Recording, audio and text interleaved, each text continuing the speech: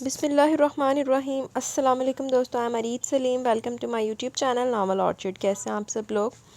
جی تو گائز، آج ہم نے ریڈ کرنا ہے نیو ناول ایک ریڈ کرنا ہے۔ اس سے پہلے اگر آپ نے میرے چینل کو سبسکرائب نہیں کیا تو سبسکرائب کر لیں، ساتھ میں بیل آئیکن بھی پریس کر لیں تاکہ آنے والی ویڈیو آپ کو ملتی رہے۔ ویڈیو کو لائک شیئر کمنٹ کرنا نہ بھولیں۔ چلتے ہیں ناول کی طرف۔ سخت آگ پر ساتہ سورج اپنی تمام تر شدت زمین پر منتقل کرتا گویا خود پرسکون ہونے کی کوشش میں ادھر سے ادھر منڈلا رہا تھا۔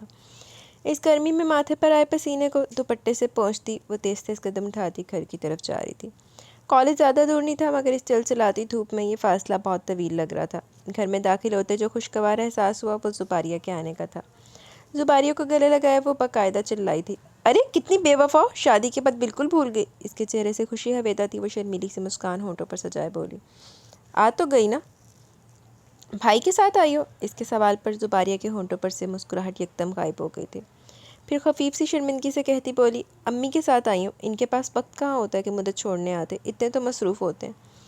اس کے وضاحتی جواب پر بہت سپاٹ سے لہجے میں بولی، تو پھر شادی نہ کرتے جب اتنی مصروفیت تھی، تو پھر ماں کو بتا دیتے کہ میں یہ ذمہ داری اٹھانے۔ اس سے پہلے کہ وہ اپنا جملہ مکمل کرتی کہ راشدہ نے ایک دم سے اس کی بات کاٹ کر قدر تنبیہی انداز میں ڈانٹا، تم پھر اول فول بکنے لگی؟ وہ صحیح کہہ رہی ہے، سکندر کے پاس ٹائم کہاں ہوتا ہے، اس قدر ذمہ داری ہے اس کی، اور تم؟ وہ چپ ہو کر کچھ تامل کر کے بولی، میں کپڑے بدل کر آتی ہوں۔ کپڑے بدلتی وہ سکندر کی بے اتنائی پر گھٹتی رہی۔ جب سے اپیہ کی شادی ہوئی تھی تب سے ایک بھی دن ایسا نہیں تھا کہ وہ خود اسے لے کر سسرال آیا ہو۔ زباریہ کے وضاحتی بیان اور امی کے جارحانہ تیور ہمیشہ دل کی بات زبان پر آتے گلا گھونٹتے تھے۔ جلدی آؤ، کھانا تیار ہے، امی بلا رہی ہیں۔ فاطمہ نے جھانک کر اطلاع دی۔ دسترخوان پر کئی قسم کی ڈشز سج چکی تھی۔ راشدہ ایسے ہی کرتی تھی، جب اپیہ آتی تو وہ سارا دن کچن میں گزارتی، جبکہ وہ پانچوں بہنیں سر جوڑ کر باتوں میں مصروف رہتی۔ سب سے بڑی زباریہ تھی، پھر اجوا اور زینب، عائشہ، فاطمہ، سب سے آخر میں دو بھائی تھے جو جڑوا تھے اور کلاس 4 میں تھے۔ ان کے والد لقمان احمد سرکاری محکمہ میں ملازم تھے، اچھی پوسٹ تھی، گزر بسر اچھی ہو رہی تھی۔ متوسط طبقے کے لوگوں کی طرح ان پر بھی بیٹیوں کی بھاری ذمہ داری تھی، اس لیے ہاتھ ذرا دبا کر رکھنا پڑتا تھا۔ اولاد اللہ نے نیک اور صالح دی تھی، بیوی تابع دار تھی۔ لقمان احمد بہت پرسکون زندگی گزار رہے تھے، اور ایسے میں سکندر جیسے داماد کا ملنا تو نعمت غیر مترکبہ تھا۔ وہ تو اس بات پر حیران تھے کہ سکندر کی ماں ان کے گھر رشتہ لائیں کیسے۔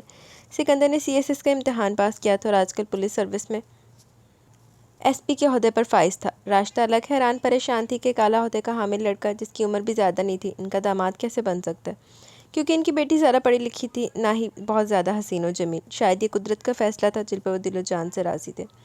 وہ تو ایسے رشتے کا سوچ بھی نہیں سکتے تھے، اس لیے شادی والے دن سارے رشتہ دار جل بھن کر کوئی نہ کوئی بہانہ بن کر کے ناراض ہی رہے تھے، اور جنہوں نے شرکت کی تھی وہ بے دل کے پھپولے پھوڑنے میں پیش تھے۔ زباریہ نے میٹرک کیا تھا اور انٹر کری تھی جب اس کی شادی ہوئی۔ وہ بہت لیے دل رہنے والی اور دبو قسم کی لڑکی تھی۔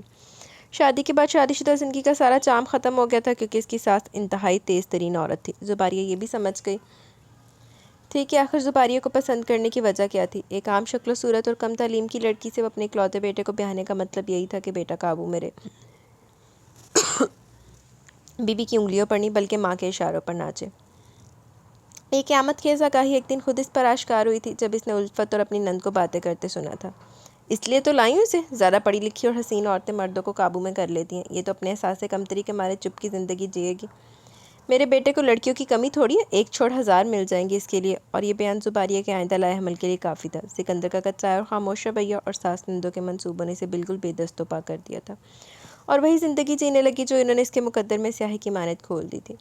ایک دن کالج سے آف کر کے وہ اپیہ کے پاس آئی، وہ بھی فرسٹ ایئر میں تھی، تعلیم میدان میں بہت تیز تھی، اس نے سائنس لے رکھی تھی، کالج میں بہت سب سے نمایاں تھی، اور وہ تھی ہی ایسی جہاں جاتی سب کو گرویدہ کر لیتی۔ اس قدر خود اعتمادی نے اسے خاصا بولڈ کر دیا تھا۔ وہ غلط بات پر ٹوکتی اور غلط کہنے والے کی بات پر کبھی خاموش نہیں بیٹھتی۔ اپیہ اپنے دل کی ہر بات اس سے شیئر کرتی اور وہ اس کے سسرال والوں پر کرتی جلتی بھنتی رہتی۔ ابھی وہ دونوں اسی موضوع پر باتیں کیے جا رہی تھی۔ سب قصور نا تمہارے شوہر کا ہے، اگر وہ ٹھیک ہوتے نا تو سب تمہارے ساتھ اپنا رویہ درست رکھتے۔ اللہ معاف کرے، کتنا تو نخرہ ہے یہ عہدہ بھی نا، کتنا نخریلا اور سڑا ہوا بنا دیتا ہے انسان کو۔ اور سچی بات ہے کہ مجھے تو سکندر بھائی بہت برے لگتے ہیں، تم نے تو انہیں اور سر چڑھا دیے، تمہیں تابع داری پر ایوارڈ نہیں ملنے والا۔ جواب دو ان کی غلط بات کا، کیا منہ کو تالا لگائے سوتری بننے کی کوشش کرتی ہو؟ کیا وہ اپنی ماں کی غلط بات پر نہیں ٹوک سکتے؟ وہ مجبور ہے نا، اکلوتے جو ہیں، پھر سب انہیں زنمریدی کے تانے دیں گے، انہوں نے کہا۔ اس نے استفہامی انداز میں پوچھتے ہوئے گیا جھوٹ پکڑ لیا۔ خفت مٹا رہی زباریہ بولی، میں خود سے انداز سے بتا رہی ہوں۔ اندازے مت لگاؤ، اس نے کوئی ایسا ہی اندازہ لگایا تھا، تبھی قدرے سنجیدگی سے بولی، اب تم جو بھی کہو مگر میں کچھ نہیں کر سکتی، میں کوئی ایسا مسئلہ پیدا نہیں کر سکتی کہ جس سے میری اور تم سب کی زندگی برباد ہو، اب تو سب برداشت ہی کرنا ہے۔ اور پھر وہ قدرے متحمل ہوتی بولی، مجھے سکندر سے بہت محبت ہے، میں اس کے لیے سب کچھ برداشت کر سکتی ہوں۔ اس کے لہجے میں چھپی محبت خود بخود آشکار ہو رہی تھی۔ وہ چند ثانیے اس کی آنکھوں میں دیکھتی رہی، جہاں اس شخص کے لیے محبت کا ایک جہاں آباد تھا، جہاں لٹنے مرنے کی بات تو تھی پر محبت سے دستبرداری کی سوچ کا فقدان تھا۔ یعنی وہ یعنی زباریہ اس لاپرواہ شخص کی محبت میں دل لیے پوری جی جان سے فدا تھی، اور اس کے عشق میں ہر سرد و گرم جھیلنے کو تیار، تو پھر مرنے کے لیے تیار ہو جاؤ۔ اوئے ہوئے، عورت مرتی ہے اس وقت جب وہ اپنا دل ایک ایسے شخص کے حوالے کر دیتی ہے جو اس کے وجود، اس کے جذبات، اس کے عشق سے بالکل نابلد ہو۔ یعنی وہ سب کچھ حق کے ساتھ وصول کرے، اپنے فرائض کی ادائیگی بھی نہ کرے، اور مرد کی یہی خصلت عورت کی موت ہے۔ وہ زباریہ تھی، مرنے کی پوری جی جان سے کوشش کرنے لگی تھی، وہ موم کی طرح قطرہ قطرہ پگھل رہی تھی، یہ محبت اسے اور زیادہ بزدل بنا رہی تھی۔ شادی کے اولین دنوں میں جب اس نے لیٹ آنے کی وجہ پوچھی تو بے سختہ بولا، یاش تو پوچھ لیا، مگر پھر کبھی تمہاری زبان پر ایسی کوئی بات نہ آئے، میرے معاملات میں دخل اندازی کی تو پھر اس کا نتیجہ بھگتو گی۔ جا مارے جا کے، نہیں بھی آکر آنا سی ایڈا تو سیتے، لعنت دا ماریا آیا۔ ایک جملہ تو نہیں تھا، صرف الفاظ نہیں تھے، بلکہ یہ تو ایک سنگین دھمکی تھی محبت کو منہ پر مارنے کی، اور اس سنگین غلطی کا نتیجہ تو پھر اس عورت کے لیے موت ہی تھا۔ سو چپ چاپ محبت کی مسند پر بیٹھی دل و جان سے شخص کی محبت میں ڈوبتی رہی۔ آج جب موبائل پر اجوا سے بات کر رہی تھی تو وہ اسے لتاڑنے لگی، کیا ضرورت ہے اس لاپرواہ بے مروت کے لیے خود کو رولنے کی؟ وہ اس قابل نہیں ہے کہ تم اس سے محبت کرو، بس صرف زندگی جیو اور سمجھوتا کرو، بلکہ اگر بس میں ہو تو چھوڑ دو اسے، میں تو یہی مشورہ دوں گی۔ وہ سخت کبیدہ خاطر تھی، اس کی بہن تو اس انسان کے لیے جوک لیے بیٹھی تھی۔ اچھا چھوڑ دوں؟ وہ ہلکا سا مسکرائی، اور جو اس کا بچہ میرے پیٹ میں ہے؟ وہ گویا خود ہی مسرور تھی، جیسے اس کا بچہ پیدا کر کے وہ دنیا کا سب سے نرالا انوکھا کام کر رہی تھی۔ تو پھر دفع کرو، مجھے غصہ مت دلاؤ۔ وہ جھنجھلا اٹھی، چھوڑو، یہ بتاؤ کہ باقی سب کیسے ہیں؟ ٹھیک ہے، اور تم کب آؤ گی؟ وہ برجستہ بولی، جب وہ آنے کی اجازت دے۔ وہ تو کبھی نہیں دیں گے، بلکہ مجھے ایسے لگ رہا ہے کہ تم خود ہی آ جاتی ہو۔ وہ مشکوک ہوئی تو بے ساختہ مسکرا اٹھی۔ اس کی 3 نندیں تھیں، تینوں سکندر سے بڑی تھی، 2 شادی شدہ تھی، جبکہ سائمہ گھر میں بن بیاہی تھی۔ اس کا رشتہ اپنے چچا زاد سے طے تھا، جو عرصہ دراز سے اٹلی میں مقیم تھا اور آنے کا نام ہی نہیں لے رہا تھا۔ خیال کیا جاتا کہ اس نے وہاں شادی کر لی تھی، لیکن یقینی بات بہرحال نہیں تھی، اس لیے سائمہ وقار کی امید لیے ماں کے گھر بیٹھی بھابھی پر اپنی بھڑاس نکالتی۔ سوختہ دل لیے وہ اس کی ہر کڑوی کسیلی بات سنتی۔ بیٹی کی پیدائش پر ساس نے برملا کہا تھا، اپنی بہن کو بلوا لو، میں خود بیمار ہوں، اور سائمہ کا تو تمہیں پتہ ہے کہ اسے گھر کے ماحول کی عادت نہیں ہے۔ ناچاری سے اجوا کو بلانا پڑا تھا۔ وہ آئی تو پہلے اس کی سسرالیوں کی شان میں قصیدے پڑھے، پھر ان پر لعنت ملامت کی، اور پھر اس کے کمرے کی جھاڑ پہنچ اور بچے کی چیزیں سمیٹتی بولی، میں تمہارے لیے سوپ بناتی ہوں اور اپنے لیے چائے۔ وہ جانے لگی کہ ایک دم سے زباریہ کی آواز پر رکنا پڑا، ان کے لیے بھی کچھ بنا لینا۔ اس کی آنکھوں میں التجا دیکھ کر سرس بات میں ہلاتی چلی گئی، پھر سوپ بنا کر اس کو دے کر واپس کچن میں گئی، سب کے لیے کھانا بنایا۔ ملازموں سے کچن کا کام مہارانی نہیں کراتی تو پھر خود کرے نا۔ وہ اس کی ساس کو کوستی روٹیاں ڈال لی تھی۔ سکندر کو لفٹ نہ اجوا نے دی اور نہ ہی وہ اسے کھاس ڈال رہا تھا۔ توبہ، نخرہ کتنا ہے! اگر یہ عہدہ چلا جائے تو کیا حیثیت ہوتی اس کی، مجھ سے بھی بدتر۔ کئی دفعہ آمنا سامنا ہوا بھی تو اس نے درخور اتنا نہ سمجھا۔ شام کو جب وہ بچی کے کپڑے بدل کر سلانے لگی، ساتھ ہی وہ زباریہ کے ساتھ باتوں میں بھی مصروف تھی۔ اتنے میں سکندر دروازہ کھول کر اندر آیا، یونیفارم میں ملبوس ایک سرسری عام سی نظر ان دونوں پر ڈال کر وہ الماری سے اپنے کپڑے لینے کے لیے آگے بڑھا تو آنکھوں سے اشارہ کرتی زباریہ نے اسے کپڑے نکالنے کو کہا۔ دل تو نہیں چاہ رہا تھا پر ناچار اٹھنا پڑا۔ دور پھٹے منہ زباریہ دے اُتے بھی، لعنت پئی دوے ایڈا دے بندے دے اُتے۔ نہیں چھوڑ سکتی، لیکن ایڈا وشے بھی نہ ہو دے سامنے پھر۔ میں نکالتی ہوں۔ الماری کھول کر اس نے کپڑے نکالے، اس کے ہاتھ سے کپڑے لے کر وہ باتھ روم چلا گیا۔ کھانے وغیرہ کا پوچھ لینا، حالانکہ کسی کے ساتھ لنچ کر کے آ رہا ہوگا۔ وہ طلق ہوئی، پلیز میری خاطر، اس نے التجائیہ کہا، تم پر تو فاتحہ پڑھ لے۔ وہ جی جان سے سلگ اٹھی تھی۔ ناراض سی وہ بیٹھ کے کنارے پر بیٹھ گئی۔ زباریہ مسکراتی رہی، غصے میں تو بہت پیاری لگتی ہو، اس لیے تو ہر وقت غصے میں رہتی ہو۔ وہ اسے ناراض نہیں دیکھ سکتی تھی۔ وہ ہنوز بیٹھی رہی۔ سکندر کہ واش روم سے نکلتے اٹھ کھڑی ہوئی، بھائی کھانا لگاؤں؟ اسے اپنا آپ انتہائی کمتر حقیر لگ رہا تھا۔ نہیں، لٹ مار جواب دیتا وہ بیوی سے بات کیے اور بنا بچی کو دیکھے موبائل چیک کرنے لگا۔ چائے لاؤں؟ ہاں لے آؤ۔ پھر اسی بے نیاری سے وہ کمرے سے نکل گیا، ایک ملامتی نظر زباریہ پر ڈالتی ہوئی اسے بہت کچھ کہتی چلی گئی تھی، اس قدر پستی میں جینے سے تو اچھا بندہ جیے ہی نہ۔ اجوا کا جملہ بار بار اس کے کانوں میں گونج رہا تھا۔ اجوا گھر واپس چلی آئی، وہ خود گھر کے کاموں میں حصہ لینے لگی، ملازموں سے صفائی کرواتی، کھانا خود بناتی۔ کب تک لیٹی رہے گی؟ سیزیرین تو نہیں ہے نا؟ اس کی ساس نے خود اس کی ماں سے کہا تھا جو اس کو مبارکباد دینے آئی تھی۔ ہاں تو پہلے دن ہی اٹھ کے لگ گئی سی، لعنت دی ماری۔ وہ کبھی خود شاپنگ نہیں کرنے گئی، اس کی ساس اس کے لیے جو لے آتی وہ وہی پہنتی۔ اپنی بیوی کی عادتیں مت بگاڑنا مت، ایک دفعہ بازار کی لت پڑ گئی تو پھر روکنا محال ہوگا۔ تیریاں عورتیں نہیں بگڑیاں ہوئی ہیں، لعنت دی ماری، ادھر دے بندیاں نے بندہ ویسے ہی عورتوں کو سنسار کر دے، یہ مردوں سے زیادہ گندی ہوتی ہیں، مرد تو ہوتے ہی گندے لیکن یہ اس سے زیادہ گندی ہوتی ہیں۔ وہ کون سا ماں سے باس پرس کرتا، ماں اور بہنوں کی خوشنودی کے لیے کی جانے والی شادی دراصل ایک بہترین فیصلہ ہی تو تھا۔ ایک تو بی بی اللہ میاں کی گائے تھی، دوسرا وہ بھی کون سا ایک پر اکتفا کرنے والا تھا۔ جو من چاہی عورت ہوتی وہ تو یوں ہی اس کی جھولی میں آ گرتی، اس کے عہدے سے زیادہ خطرناک اس کا حسین سراپا تھا، لعنت ادھا دے حسن دے اتے۔ اگرچہ خالصتاً زنانہ تعریف تھی مگر وہ نہایت ہینڈسم تھا، 6 فٹ قد، ستواں ناک، کشادہ پیشانی، سفید رنگت گھنے بال، ایک بھی نقش ایسا نہیں تھا جہاں خامی ہو۔ اپنی خوبصورتی کے احساس سے شاد رکھتا، اپنے عہدے اور دلکش سراپے سے وہ بہت مستفید ہو رہا تھا، لیکن یہ نعمتیں کب زحمتیں بن جائے اللہ ہی جانتا ہے۔ تیرے تے بھی بڑن زحمتاں، تمہاری مسز تمہیں کچھ کہتی نہیں؟ ویسے بڑی دریادل عورت ہے جو ہم جیسی عورتوں کی شراکت کا وعدہ کر لیتی ہے۔ اس کے بستر پر دراز پہ اس کی قربت سے محظوظ ہوتا بڑے خمارآلود لہجے میں بولا، اس جیسی بیوی صرف گھر آباد کرنے والی ہوتی ہے، دل آباد کرنے والی تو تم جیسی ہوتی ہے نا۔ اس کی بات پر بڑے دلیرانہ انداز میں مسکراتے ہوئے بولی، کچھ کہتی نہیں تمہیں؟ نہیں، اسے اجازت ہی نہیں دی میں نے۔ وہ بڑے فخر سے بولا، لعنت تیری زندگی تیری لعنت، پھر پھڑک کے مرے تو۔ رات کو جب علیشہ روتی تو اسے کمرے سے نکلنے کو کہتا، یہ سونے نہیں دے رہی، نکالو اسے باہر۔ نہایت درستی سے ڈانٹ دیتا، وہ ہراستی بچی کو اٹھائے دوسرے کمرے میں چلی جاتی۔ وہ ہر بات سہتی، ہر زیادتی برداشت کرتی۔ اس مرد کا ساتھ کیا ملا، گویا ہفتے اقلیم کی دولت ملی تھی اسے اس کے عہدے، اس کی دولت کسی بھی چیز سے سروکار نہیں تھا، وہ تو اس کے عشق میں پور پور ڈوبی غرق ہو چکی تھی۔ غرق ہی ہوئے نا، من لگتا ہے دن رات محبت کی آگ میں فنا ہو رہی تھی، وہ جتنی بھی اتنا ہی بڑھتا وہ اتنا ہی سے عزیز ہوتا۔ توڑ پھٹے منہ۔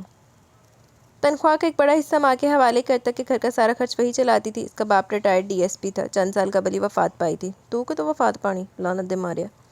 شوہر کی پینشن اور بیٹے کی تنخواہ وہ اپنے پاس رکھتی۔ ادھر زباریہ کو ذرا ذرا سی بات کے لیے ساس کے آگے ہاتھ پھیلانا پڑتا، وہ خود تو جیسے سے بیاہ کر لانے کے بعد بری ذمہ تھا، سب کچھ ماں کی ذمہ داری تھی۔ ساس ہی سے ماں کے گھر لے کر جاتی، شادی کے بعد سے وہ ایک بار بھی سے لے کر نہیں گیا تھا، سسرالیوں سے اس کے تعلقات نہ ہونے کے برابر تھے۔ وہ بھی دل پر جبر کیے بیٹی کی وجہ سے خاموش تھے کہ بیٹی کو گھر بٹھانا بھی مقصود نہیں تھا۔ اس کے سامنے وہ موبائل پر غیر عورتوں سے باتیں کرتا، وہ اس کا کچھ نہیں بگاڑ پاتی، پر اجوا کے سامنے کہیں بنا نہیں رہ پاتی تھی۔ آج جب وہ ماں کے گھر آئی تو اجوا کے سامنے عشق بہاتے اس کی بے وفائی کی باتیں کیے جا رہی تھی۔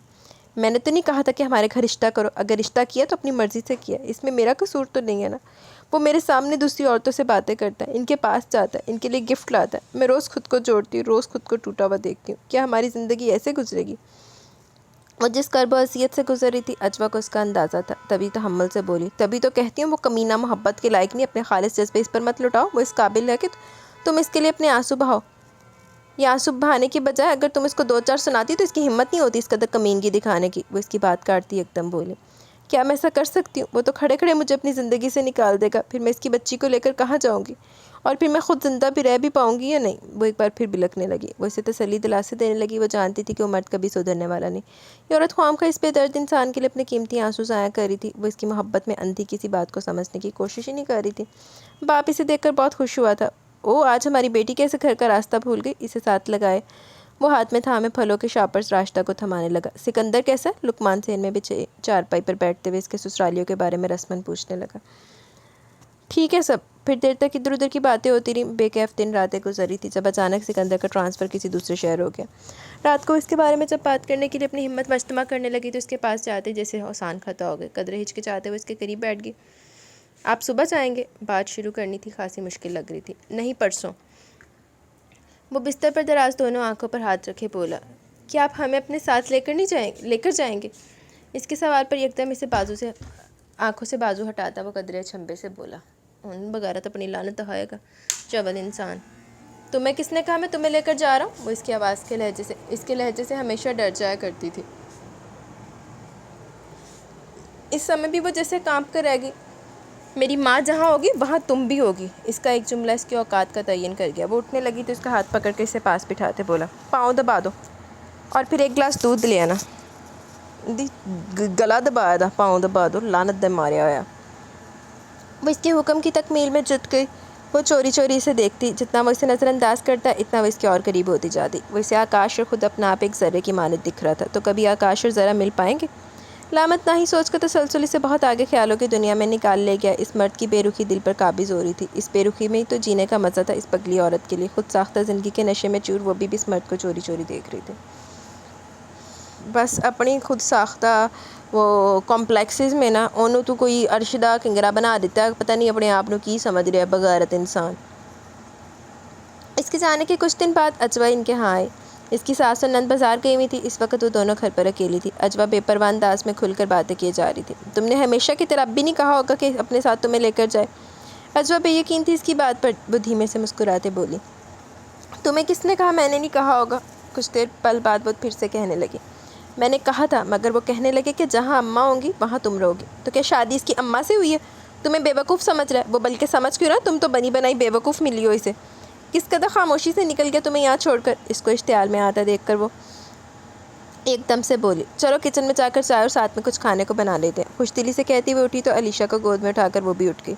کچن میں آ کر چائے کا پانی چولہے پر چڑھا کر وہ کباب نکال کر تلنے لگی۔ وہ زباریہ پر ایک گہری نگاہ ڈال کر بولی، علیشا کے کپڑے وہی خریدتی ہیں نا؟ اس کے اس بات میں سر ہلانے پر بے سختہ بولی، اپنے لیے کس قدر مہنگے کپڑے لیتی ہیں اور تمہاری بچی کے لیے سستے؟ وہ اس کو عقل دلانے کی پوری کوشش کر رہی تھی۔ اس لیے تو متوسط طبقے کی لڑکی بیاہ کر لائے ہیں، جو مرضی کریں کوئی کچھ کہنے والا نہیں۔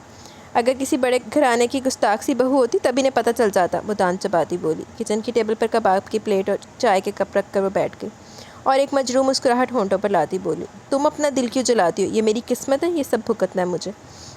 اس کے چہرے پر ایک مجروح سا تاثر ابھرا جسے اجوا نے بہت غور سے دیکھا، پر اس وقت یہ نہیں جانتی تھی کہ قسمت و تقدیر کے فیصلے بڑے عجیب ہوا کرتے ہیں۔ بڑا لعنتی سسرال ملے ہیں، لعنتیاں ٹبر ملے ہیں۔ تم آ جاؤ گی نا؟ وہ اس کی ملتجی آواز سن رہی تھی، مگر اپنے دل کا کیا کرتی جو کسی طور جانے پر رضامند نہیں تھا۔ آج مشکل ہے نا، کچھ دن بعد آ جاؤں گی۔ سالگرہ آج ہے، بوڑی تھی، میری مجبوری نہیں سمجھو گی؟ وہ بھی شکوہ کے نہ ہوئے۔ تو کوئی وجہ بھی تو ہو نا آنے کی؟ وہ بھی بضد تھی، وہ دراصل سکندر آج آنے والا ہے۔ اس کے انکار کی وجہ اب سمجھ میں آئی تھی۔ اوہ، تو اس لیے مسلسل انکار ہو رہا ہے؟ وہ جیسے پھٹ پڑی۔ نہیں، میرا مطلب ہے کہ میں کیسے؟ تم مرو مت آؤ، اسی شخص پر قربان ہوتی رہو جو سب سے قابل نفرت ہے، شدید نفرت ہے مجھے اس سے۔ اس نے کھٹاک سے فون بند کر دیا۔ ریسیور کریڈٹ پر رکھ کے وہ نہ سمجھی کی کیفیت میں گھری کھڑی رہی۔ بوجھل دل لیے وہ دل سوختہ سی ٹیرس پر آئی۔ آسمان پر گھنگور گھٹائیں پھیلتی جا رہی تھی، مستانی سی ہوا کے ساتھ اکا دکا قطرے بھی گر رہے تھے، کچھ منجلے پتنگ اڑا رہے تھے۔ آسمان رنگا رنگ پتنگوں سے سجا تھا۔ وہ اپنے خیالات میں الجھی ہوئی تھی کہ کچھ دیر میں گاڑی کا ہارن سنائی دیا اور ادھر زباریہ کا دل ایک بار کی دھڑک اٹھا۔ اسے ایسے معلوم ہو رہا تھا جیسے وقت رک گیا ہو، کائنات میں چلتی ہر چیز رک گئی ہو، اور اگر کہیں کوئی آواز آ بھی رہی ہے تو وہ صرف اور صرف اس کے دل کی دھڑکن کی ہے، اور اس کے دل کی دھڑکن کو تہس نہس کرنے والا، اس کے وجود کو عشق کی چنگاری لگانے والا آ گیا تھا۔ نہ ہی آندا مار کھپ جاندہ کسی پاسے۔ وہ ماں کے کمرے میں تھا، اس نے دل سے ڈنر تیار کیا تھا۔ ڈنر سے فراغت کے بعد جب چائے پی جا رہی تھی وہ سب لاؤنج میں تھے۔ وہ دھڑکتے دل کے ساتھ اس کا انتظار کر رہی تھی، مگر وہ ہنوز وہیں بیٹھا تھا۔ تنگ آ کر اس نے اجوا کو کال کی، جو اس نے کافی دیر بعد وصول کی۔ کیا ہے؟ وہ جیسے چیخی تھی۔ زباریہ بے ساختہ مسکرائی۔ ابھی تک ناراض ہوں؟ ہاں، اس نے قدر ڈھٹائی سے کہا۔ معاف نہیں کر سکتی؟ نہیں، اس نے گرب سے دہرایا۔ بس ٹھیک ہے، جاؤ اپنے شوہر صاحب کی خدمت کرو۔ اس نے فون کاٹ دیا۔ ہلکا سا مسکراتی اس نے فون رکھ دیا۔ علیشا کو فیڈر دے کر پیمپر تبدیل کروا کر سلا دیا، پھر عشاء کی نماز پڑھ کر دعا مانگنے لگی۔ اس کی ساری دعا سکندر سے شروع ہو کر سکندر پر ختم ہوتی تھی۔ تھوڑی دیر میں وہ دروازہ کھول کر اندر آیا، جوتے اتارنے کے لیے بیڈ کنارے بیٹھا تو یک دم سے آگے بڑھ کر اس نے اس کے جوتے اتارے، پھر کچھ متعمل سی بے اختیار اس کے گلے رکھ کر رونے لگی۔ دور پھٹے منہ تیرے، اپنے ہاتھ ٹوٹے ہوئے ہو دے، آپ پہ لال اندر جتی، تو خود اس کے قدموں میں وشی جا رہی ہے تو انہیں تیری کی عزت کرنی؟ یہ ایک مہینہ اسے ایک صدی کے برابر لگا تھا، ایک دن بھی تو نہیں گزار سکتی تھی اس کے بغیر، کجا کے ایک مہینہ۔ وہ جو ہمدردی محبت کے دو بول سننے کی مطمئنی تھی، اس کی زبان سے ایک لفظ محبت بھرا نہیں سن پائی۔ یہ بد نصیبی تو تھی اس کی جس پر وہ مرنے کو تیار تھی، وہ 2 حرف تک کہنے کا روادار نہیں تھا۔ وہ عورت کو ایک ہی نظر سے دیکھتا تھا، سمجھتا تھا، اور وہی ایک نظر اس عورت کے لیے بھی تھی۔ میں بہت اداس تھی، وہ روتے ہوئے کہنے لگی۔ میرا ایک دن بھی نہیں گزر رہا تھا آپ کے بنا۔ وہ اب بھی خاموش تھا۔ علیشا کیسی ہے؟ اس کی ذات اس قدر غیر رحم تھی کہ وہ چونکی، پھر سنبھلی اور کہا، ٹھیک ہے۔ اس کے چہرے سے تکان ظاہر ہو رہی تھی۔ ہلکی ہلکی شیف بے اختیار اس کے چہرے پر ہاتھ پھیرتی ہوئی اس کے ماتھے پر بوسہ دیتی بولی، آپ کو میری یاد آئی؟ میں وہاں جاب کروں گا یا تمہیں یاد کروں گا؟ ڈوب کے مار جا، لعنت دے ماریا، خودکشی کر کے، بلکہ ٹرک کے نیچے آ کے مار۔ وہ طمس کر اڑاتا بولا، پلیز ناراض نہ ہو، میرے منہ سے شاید کچھ غلط نکل گیا۔ وہ سراسیمہ سی بولی، دور پھٹے منہ تیرے تے بھی بی بی، تو آپ انہوں سرے چڑھایا ہے۔ مجھے نیند آ رہی ہے۔ وہ سرعت سے بیڈ سے اٹھتا وہ کپڑے چینج کرنے چلا گیا۔ پھر 3 چھٹیاں کیسے گزری پتہ ہی نہیں چلا۔ وہ پاگلوں کی طرح اس کے ارد گرد منڈلاتی رہی، اس کے پاؤں کی دھول بنی رہی، وہ خاک تھی اور خاک ہونے لگی تھی۔ وہ ایک بار پھر پریگننٹ تھی۔ جب اجوا کو پتہ چلا تو خوب لڑی اس سے، تمہیں ضرورت ہی کیا تھی اتنی جلدی؟ وہ کیسا شوہر ہے؟ دیکھ رہی ہو پھر بھی؟ اسے سمجھ نہیں آ رہی تھی کہ کیا کر ڈالے۔ علیشہ پورے 3 سال کی ہو چکی ہے، وہ چاہ رہا تھا تو پھر میں کیسے انکار کر سکتی تھی؟ اس نے وضاحت دی۔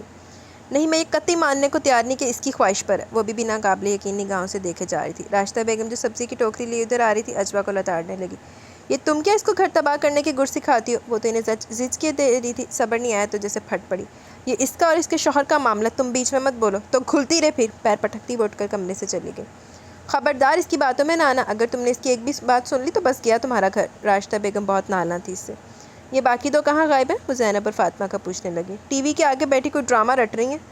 راشدہ طنز کرتی گویا سارا غصہ کریلوں پر نکالنے لگی۔ اماں یہ مجھے دے، میں چھیل دوں گی۔ راشدہ کے ہاتھ سے چھری لے کر وہ کریلے چھیلنے لگی۔ میں گوشت چڑھا کے آتی ہوں۔ وہ کچن میں چلی گئی۔ تھوڑی دیر میں اجوا علیشہ کو اٹھائے باہر آئی۔ جاگ گئی محترمہ؟ فیڈر پی کر بولی، ماما کے پاس جاؤں گی۔ علیشہ کی نقل اتارتی سے گود میں بٹھا کر اس کے ساتھ کھیلنے لگی۔ زبیدہ مطمئن سے کریلے چھیلنے میں مصروف ہو گئی۔ کالج سے گھر آتے وہ اپنی دھن میں مگن راستہ طے کری تھی کہ راستے میں سکندر کو گاڑی میں گزرتے دیکھا۔ اس کی گاڑی کے آگے پیچھے گاڑیاں پوری رفتار سے بھاگ رہی تھی۔ او ہو، بھائی صاحب آج پہنچ گئے یہاں۔ وہ تیز تیز قدموں سے راستہ طے کرنے لگی۔ گھر پہنچی تو جیسے قیامت اس کی منتظر تھی۔ وہ ہوا تھا جس کا اس نے کبھی تصور بھی نہیں کیا تھا، اور جو ہوا تھا وہ ہرگز بھلائے جانے والا نہیں تھا۔ ہر آنکھ اشک بار تھی۔ اس کی جواں موت پر ہر ایک لرز کر رہ گیا۔ دوسرے بچے کی پیدائش پر جانے کی پیچیدگی ہوئی کہ اس ناگہانی سانے سے دو چار ہونا پڑا۔ وہ تو جیسے صدمے سے نڈھال تھی۔ اسے یقین نہیں آ رہا تھا کہ اس کا ہنستا کھلکھلاتا وجود منو مٹی تلے جا سویا تھا۔ ماں باپ الگ نڈھال پڑے تھے۔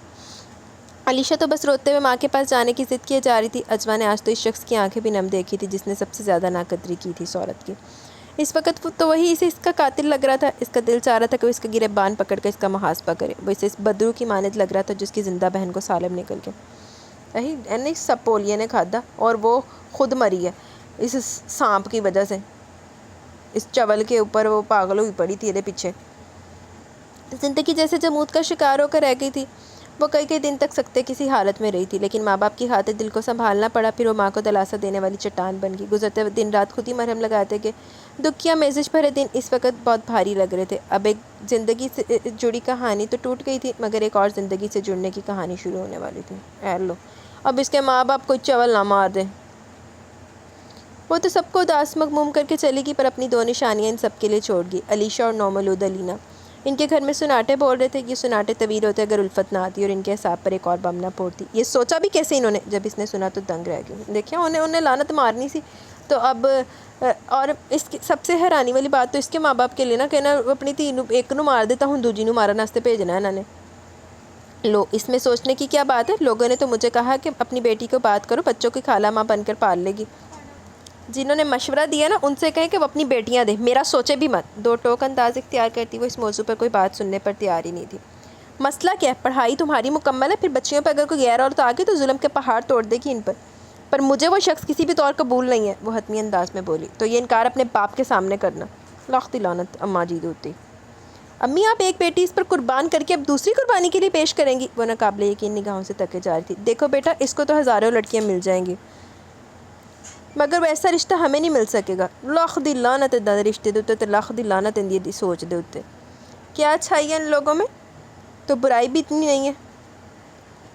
وہ ایک بد کردار مرد ہے، اس نے برملا کہا۔ ہر مرد ہوتا ہے، ہر مرد نہیں ہوتا، چھپا ہوتا ہے، اس لیے قابل بھروسہ لگتا ہے۔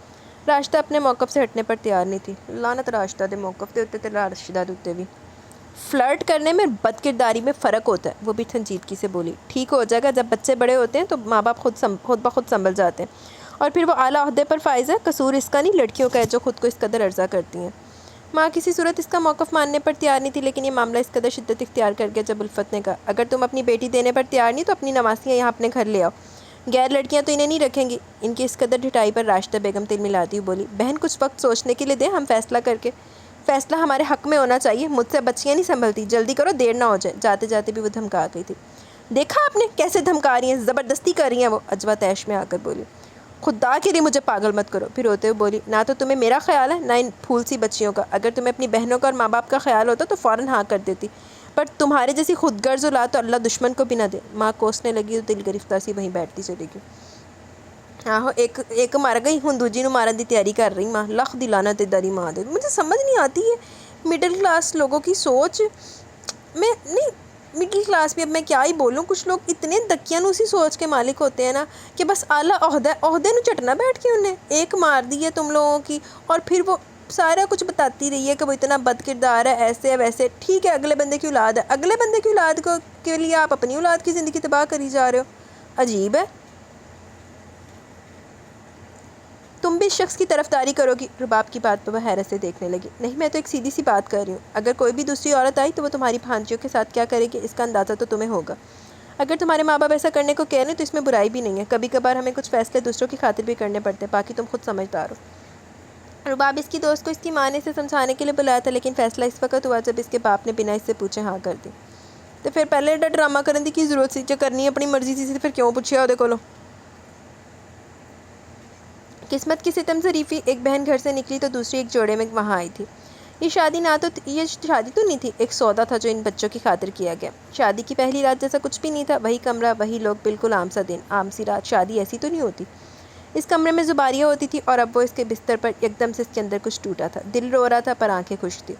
اس مرد کی بے التفاتی نے تو مارا تھا اسے. قسمت کی مار اب کی بار ہمارا مقدر نہیں بنے گی، اب تمہاری باری ہے سکندر، اب تم تیار ہو جاؤ. صحیح ہے، ادا تو پھر ادا ہی صحیح. وہ اندر ہی اندر زہر اتاری تھی. کھٹکے کی آواز پر بے ساختہ اس نے نظر اٹھا کر دیکھا. وہ بڑا کھلا کھلا لگ رہا تھا، کسی اداسی کا شائبہ تک نہیں تھا اس کے چہرے پر. اس کے وجود پر ایک قہرمانی نگاہ ڈال کر وہ ایک مہینے کی بچی کو اٹھا کر بیڈ کے کنارے بیٹھ گئی. علیشا نوڈلز کی فرمائش کرنے لگی تو وہ علینا کو بیڈ پر لٹا کر علیشا سے بولی، آؤ میں بنا دوں. وہ کافی دیر تک کمرے میں لیٹا ٹی وی دیکھتا رہا. کچھ ہی دیر میں علیشا اس کے ہمراہ آئی تو اسے دیکھ کر بولا، علیشا تم جاؤ دادی کے پاس سو جاؤ. نہیں، میں خالہ کے پاس سوؤں گی. کہا نا دادی کے پاس. اس کا احساس اس عورت کے جسم جاں میں آگ دہکا رہا تھا. چلو علیشا، دیر ہو رہی ہے، ہم سوئیں گے ابھی. علیشا کو بیڈ پر لٹا کر وہ خود کنارے پر لیٹ گئی. دوسرے کنارے پر لیٹا وہ شش و پنج میں مبتلا کچھ پل حیرانی سے اسے دیکھتا رہا، پھر بنا کچھ کے ٹی وی پر نظریں جما کر پروگرام دیکھنے کی کوشش کرنے لگا. کچھ دیر بعد اس نے دیکھا وہ تینوں گہری نیند سے ہو رہی تھی.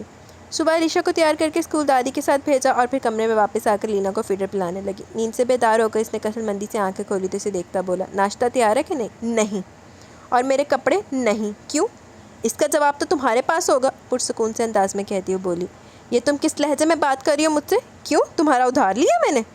اب کہ وہ بھی ترشی سے بولی، ناشتہ بناؤ، اپنی بہن سے کہو. تمہیں کیوں نہیں؟ کیونکہ میں تمہاری ملازمہ نہیں ہوں.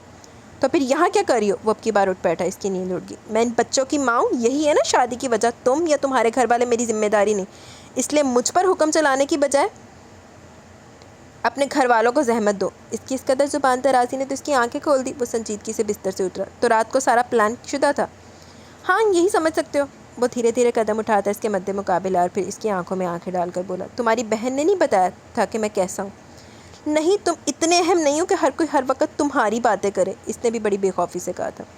علینا کو فیڈر پلا کر بڑے اطمینان سے لٹا کر اسی مطمئن سے انداز میں اس کے قریب سے ہو کر باہر نکلتی چلی گئی. وہ مرد اس وقت بالکل بت بن گیا تھا. بہت چنگا تیرے نہ ایسی کرے نا کہ تم مردا بھی ہوئے نا تو تینوں پانی نہ پوچھے ہو. اس کی پوسٹنگ ان دنوں اسی شہر میں تھی. گارڈ ہر وقت ڈیوٹی پر تعینات رہتے. سرکاری بنگلہ تھا، سیکیورٹی سخت تھی. قریبی دفتر تھا، اس لیے اکثر وہ گھر بھی آ جاتا. جب وہ لگاتار بہن سے ناشتہ کھانا مانگنے لگا تو وہ بولی، یہ تمہاری بیوی کہاں ہے؟ سائمہ کڑے تیوروں لیے اس سے پوچھ رہی تھی. یہ مہارانی کچھ زیادہ نہیں بن رہی؟ کچن میں ماں کو داخل ہوتے دیکھو ماں سے مخاطب تھی. جاؤ بول کے آؤ کہ سکندر کے لیے ناشتہ لگا. الفت نے بیٹے کو دیکھ کر حت المکان لہجہ نارمل رکھا. کچھ دیر بعد وہ منہ لٹکا کر واپس آئی. اس کا چہرہ شرمندگی کے مارے کچھ سرخ تھا. کیا ہوا؟ آئی نہیں وہ؟ کہہ رہی ہے کہ تم بنا دو. بہن ہو اس کی، اور اگر تم یہ ذمہ داری نہیں اٹھا سکتی تو پھر بھائی سے کہو کہ ملازم رکھ لے کھانا بنانے کے لیے. اس کی بات پر الفت بھڑک اٹھی. بہت صحیح ٹکا ٹکا کے جواب دے رہی تھی ہوئی سارے اس قابل. سنا تم نے؟ یہ لڑکی تو مجھے بالکل ٹھیک نہیں لگ رہی. جب سے یہاں آئی ہے کاٹ کھانے کو دوڑ رہی ہے. اس کی ماں بھی ناراض لگ رہی تھی. کسی نتیجے پر پہنچنے کی کوشش کرتا پرسوچ انداز میں قدم اٹھاتا کمرے میں آیا. وہ علینا کو سلائے خود کسی کتاب میں غرق تھی. وہ اس کے سر پر کھڑا چند لمحے تو اسے دیکھتا رہا، پھر بولا، آج علیشا کو امی کے کمرے میں سلا دینا. علیشا میرے ساتھ سوئے گی. میں نے کہا وہ سنائی نہیں دیا تمہیں؟ نہیں، کیونکہ نہ تو میں تم سے بات کرنا چاہتی ہوں اور نہ تمہاری کوئی بات سننا چاہوں گی. کتاب اس کے ہاتھ سے چھین کر وہ نہایت تلخی سے بولا، اپنی اوقات بھول بیٹھی ہو. یہ مت بھولو کہ تم کیا حیثیت رکھتی ہو. ہاں، حیثیت کا تعین تو کیا میں نے، تبھی تو تمہارے ساتھ بولتی نہیں. ایک گہرا وار کر کے وہ چادر خود پر ڈالتی بات ہی ختم کر چکی تھی. آنے والے دنوں میں یہ ثابت ہو چکا تھا وہ کیا ہے اور اس کی حیثیت کیا ہے. وہ عورت بہت اچھی طرح سمجھانے لگی تھی. بہت چنگا کر رہی ہے. ویسے جس طرح کا میں ناول پڑھ رہی ہوں نا، اس طرح کا میں نے نا تھوڑا وہ ٹی وی پہ ڈرامہ لگا تھا وہ بھی دیکھا تھا. تو وہ میں نے اتنا تو نہیں دیکھا تھا، لیکن نا اب مجھے اچانک نا وہ نیلم منیر کا ڈرامہ یاد آ رہا ہے، پتہ نہیں کیا نام تھا، لیکن اس میں احسن خان ہوتا ہے اور وہ بنی ہوتی ہے، تو وہ بھی اپنے بہن کے بچوں کی خاطر آتی ہے، تو پھر دس پتہ دیندی ہے نو وہ تو کون ہی زندگی جی رہی تھی، یہ تو کون اجبا علیشہ علینا پر مشتمل تھی، یعنی اس مرد کی تو کوئی اوقات ہی نہیں تھی کہ وہ اس تو کون کے حصار تک پہنچ ہی پاتا۔ اسے اپنا آپ بہت غیر اہم محسوس ہونے لگا تھا، وہ جو ہر وقت سراہے جانے کے شوق میں مبتلا تھا، اسے اپنا آپ نظر انداز کرنا سخت کھل رہا تھا، یعنی جو کچھ وہ دوسروں کے ساتھ کرتا تھا اب وہ اس کے ساتھ ہونے لگا تھا۔ وہ لڑکی سے جھٹلا رہی تھی، یہ ظاہر کر رہی تھی کہ اس کا وجود اس کے لیے نہ ہونے کے برابر ہے۔ اتنا غیر اہم تو کبھی نہیں رہا تھا وہ۔ صبح وہ خود اٹھ کر تیار ہوتا، وہ علیشہ کو تیار کرتی، اسے ناشتہ کروا کر اسکول روانہ کر دیتی۔ اس کی ماں اور بہن اس سے بہت نالاں تھی، اس کا رویہ ان کے ساتھ بھی اچھا نہیں تھا۔ بہت صحیح کہہ رہی، تہاڈی جڑی اوقات ہے نا تانوں اوتھے رکھ رہی ہو لڑکی، میں دیکھ رہی ہوں کہ تم اپنے شوہر کے کھانے پینے کپڑوں کسی بھی ضرورت کا خیال نہیں رکھتی، اس لیے تو تمہیں نہیں لے کر آئی تھی کہ تم مہارانیوں کی طرح بیٹھی شان سے رہو۔ وہ بڑے جلے دل سے کہہ رہی تھی، جبکہ وہ بڑے مطمئن سے انداز میں بولی، پوتیوں کے لیے تو لائی تھی نا آپ مجھے، وہ ذمہ داری میں بہت اچھی طرح نبھا رہی ہوں، اور کیا چاہیے آپ کو؟ دیکھا کیسے جواب دے رہی ہے مجھے۔ وہ تو ہتے سے اکھڑ گئی، اس کی بہن تو اس جیسی نہیں تھی، وہ تو بہت با اخلاق ملنسار تھی، مجھے کیا خبر تھی کہ یہ آفت ہے پوری کی پوری، میری تو توبہ اس جو اس بلا کو بیاہ کر لے آئی۔ ہاں اسی نیک پروین کی چاہ میں تو ہمارے گھر آئی تھی آپ، تاکہ دوسری پر بھی اسی طرح کے ظلم کے پہاڑ توڑ کر دوسری سے بھی دنیا پاک کر دے۔ اس قدر سچائی پر مبنی بات پر وہ پہلو بدل کر بولی، تو کیا میں نے مارا تھا اسے؟ مجھے کیوں کوس رہی ہو؟ کیا کمی تھی اسے؟ کیا الفت بھڑکتی اپنے حواس خطا کیے جا رہی تھی۔ ہر چیز کی کمی تھی، محبت کی، دوستی کی، رشتوں کی، دولت کی، اس کے لیے تو ہر چیز ناپید تھی۔ وہ حقیقت دکھانے پر آئی تو بولتی چلے گی، آپ سب ٹی وی دیکھنے دیں گے مجھے؟ وہ قدرے جھنجھلائے انداز میں ان کو روک کر وہ چلایا تھا۔ اس کے جاتے ماں اس کے قریب بیٹھ کر بولی، بہت دھوکہ کھایا میں تو سمجھی تھی کہ یہ بھی بہن کی طرح سعادت مند ہوگی، مگر یہ تو پوری پٹاخہ ہے۔ وہ بنا کچھ کہے نگاہیں ٹی وی اسکرین پر جمائے کہیں اور تھا۔ تو آج آپ کو ہماری یاد آ ہی گئی۔ اس کے آنے پر نازنین نے بڑی دلکش مسکراہٹ سے اسے ویلکم کیا تھا۔ ہاں بس کچھ طبیعت ٹھیک نہیں لگ رہی۔ ارے واہ، ایسی حالت میں تو تمہیں اپنی بیگم کے پاس ہونا چاہیے تھا، نہ کہ ہمارے پاس۔ عالی شان کشادہ لاؤنج کے صوفے پر اس کے انتہائی قریب بیٹھی وہ بڑے عاشقانہ انداز میں کہے جا رہی تھی، بد کردار بغیرت شخص، اگر اس کے پاس ہوتا تو پھر یہاں آتا؟ اس نے قدرے سنجیدگی سے کہا تو مسکراتے بولی، یہ بھی پسند نہیں ہے کیا؟ وہ کچھ دیر بعد بولی، اگر یہ بھی پسند نہیں تو پھر ہم سے شادی کیوں نہیں کر بیٹھے؟ روز کا آنا جانا ختم ہو جائے گا۔ آج آنے کیوں نازنین کی باتیں بھی کچھ خاص بھلی نہیں لگ رہی تھی۔ وہ بے دلی سے اٹھا، کیوں اتنی جلدی؟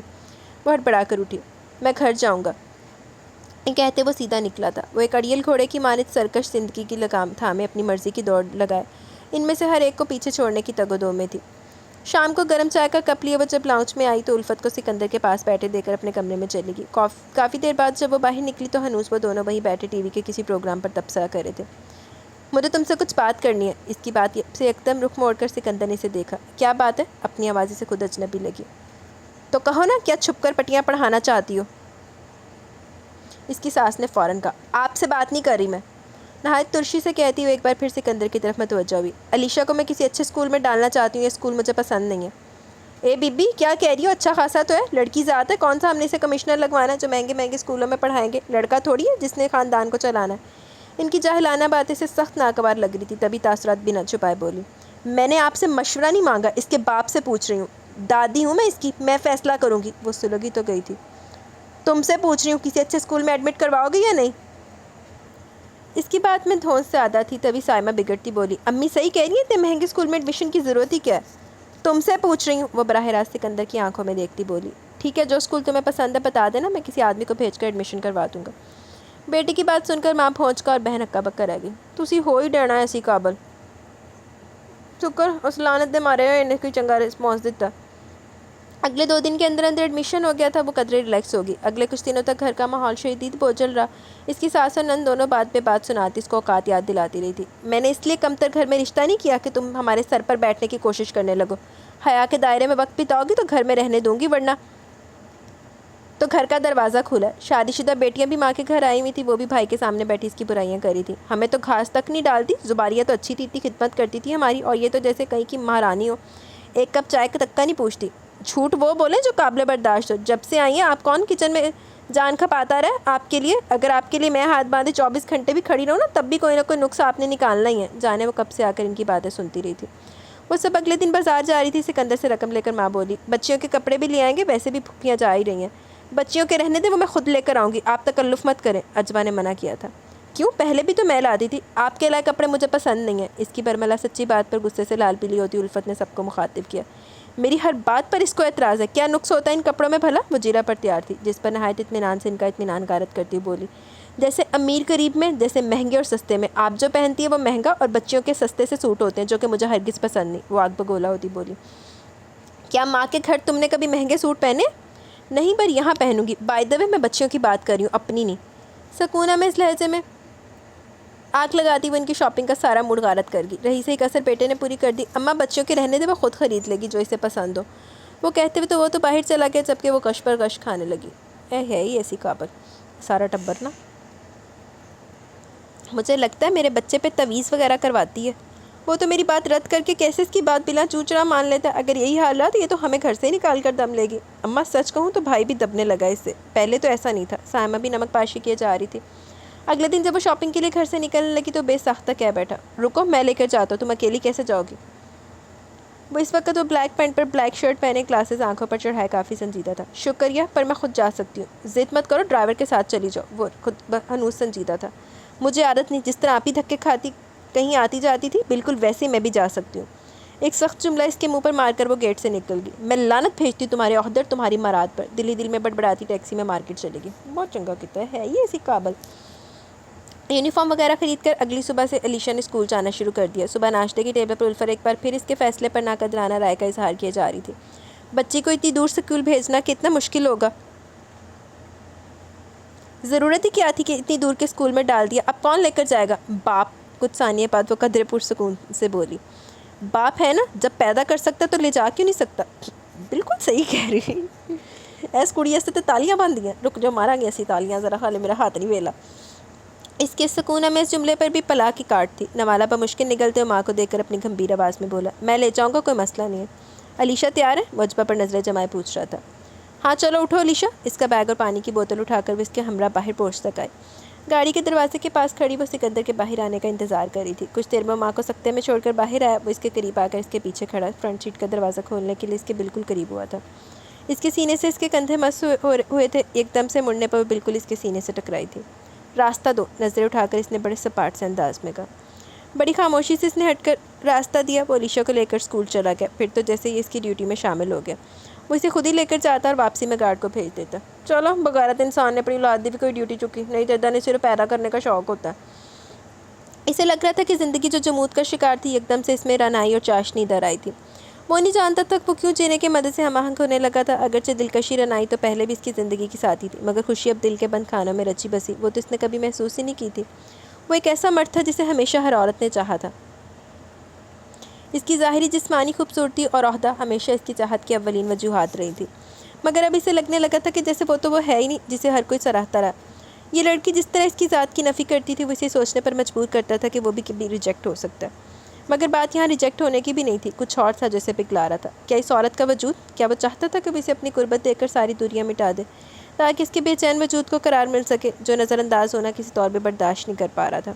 وہ لڑکی کیا بہت حسین تھی جو دل کو مضطرب کر رہی تھی؟ ایسا نہیں تھا، اس نے بہت حسین لڑکیاں دیکھی تھی، وہ ان کے سامنے کچھ بھی نہیں تھی۔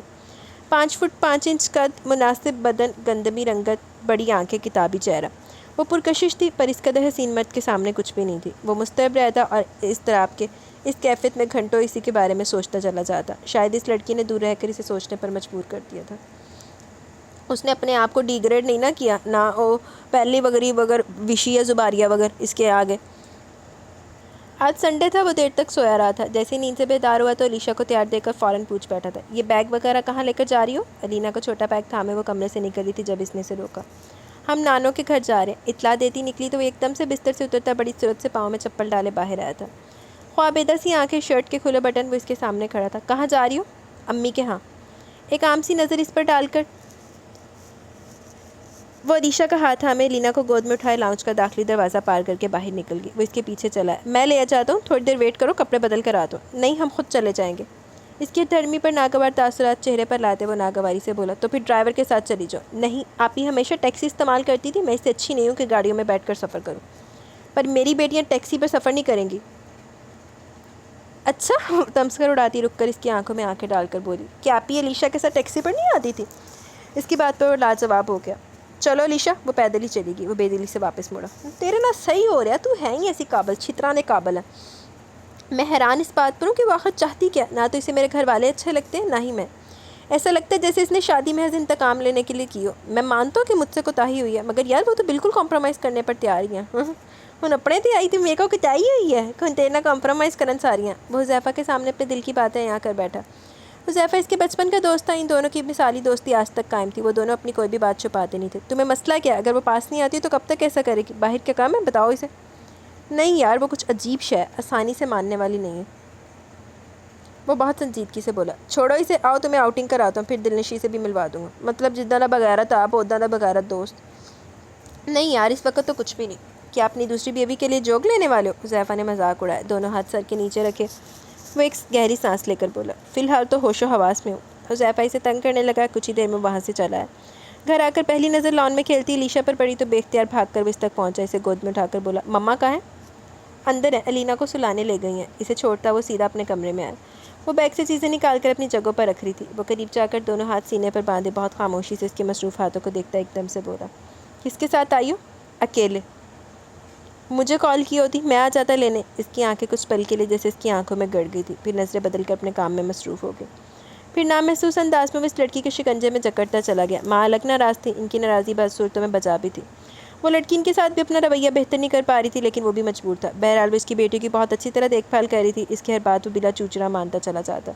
اسے لگتا تھا جیسے وہ اس کا غلام بنتا چاہ رہا ہو، جس میں نہ کہنے کی صلاحیت ہی نہ ہو۔ ابھی بھی وہ دفتری کاموں میں الجھا ہوا تھا جب اس کے موبائل پر اجوا کی کال آئی تھی۔ الینا کی طبیعت ٹھیک نہیں، کسی ڈاکٹر سے اپائنٹمنٹ لے لیں۔ ٹھیک ہے، اور کچھ؟ وہ نہ چاہتے بھی ملازم بن جاتا۔ اور کچھ نہیں، کھٹاک سے فون بند ہوا۔ کوئی ایسا دن بھی ہوگا جب یہ کہے گی کہ یہ ایک دم سے چونک کر اپنی سوچ پر لعنت بھیج کر اپنے پی اے کو اپائنٹمنٹ لینے کا کہہ چکا تھا۔ شام کو بھی اسے ڈاکٹر کے پاس لے گئی تھی۔ اپنے آپ تے لعنت بھیج۔ آج کل موسم کچھ بدل سا گیا تھا، ہلکی ہلکی سردی پڑنے لگی تھی۔ موسمی اثرات کے ساتھ دلوں کی حالت بھی کبھی کبھار بدل جایا کرتی ہے۔ وہ بھی اس اداس شام میں زباریہ کے بارے میں سوچتے سوچتے آپ دیدہ ہو گئی تھی۔ کتنی محبت تھی اسے اس شخص سے، جو کسی بھی لحاظ سے محبت کے لائق نہیں تھا۔ یہاں تک کہ اس شخص کی محبت بھی فنا ہوگی۔ دل میں درد اٹھا تو وہ وحشت سی ہونے لگی۔ اس وقت وہ مرکب اضطراب بنی سوچوں کے تسلسل میں گھری تھی کہ جس سے نکلنا اسے خود بھلا نہیں لگ رہا تھا۔ آبلہ پائی کی جس کیفیت میں اس کی بہن دو چار تھی وہ کبھی بھول نہیں سکتی تھی۔ اس کی بہن بے وقوف تھی، جس مرد کی ظاہری خوبصورتی سے متاثر ہو بیٹھی تھی، اور اس کے اندر کے تعفن گندگی کو دیکھ ہی نہیں سکی جو اجوا کو نظر آ رہی تھی۔ جانتے بوجھتے وہ کس طرح بے ریا محبت کر سکتی تھی اس سے۔ اسے بہن پر دکھ کے ساتھ ساتھ حیرت بھی ہو رہی تھی۔ زینب کا رشتہ آیا تھا، چٹ منگنی پٹ پیاہ والا معاملہ تھا۔ لڑکے کی بہت اچھی جاب تھی، سو ماں باپ نے بات پکی کر دی۔ آہو، جس طرح دو روڑیاں ہوں اگلیاں بھی روڑی جو۔ وہ ہفتے کے ہفتے ماں کے گھر جا کر تیاری میں مدد کر دیا کرتی تھی۔ الفت کو بہت اعتراض تھا، جس کا برملا اظہار انہوں نے اس کی موجودگی میں کیا تھا۔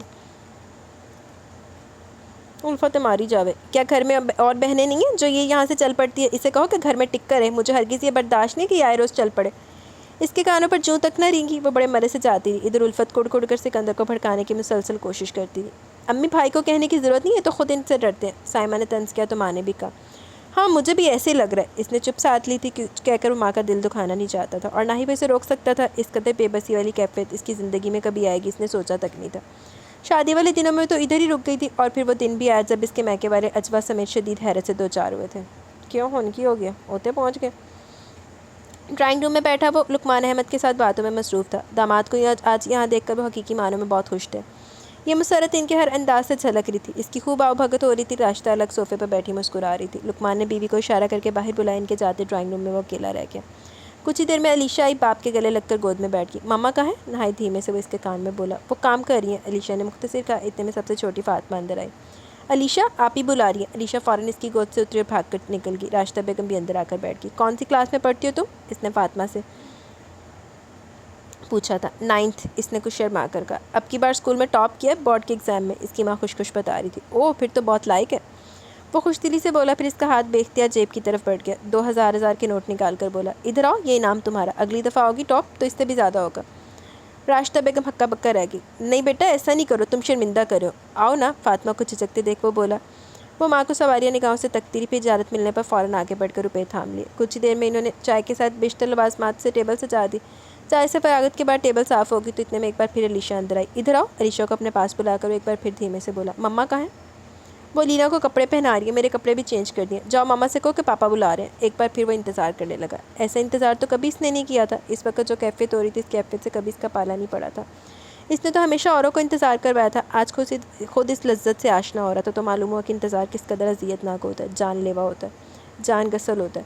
دل کی بے چینی عروج پر تھی جس کا گلا گھونٹنا اس کے بس میں نہیں تھا۔ کچھ ہی دیر بعد وہ چلی آئی، اسے دیکھ کر بے اختیار اٹھا تھا۔ اس نے سلام کیا جس کا جواب بے دھیانی میں وہ دے بھی نہیں پایا۔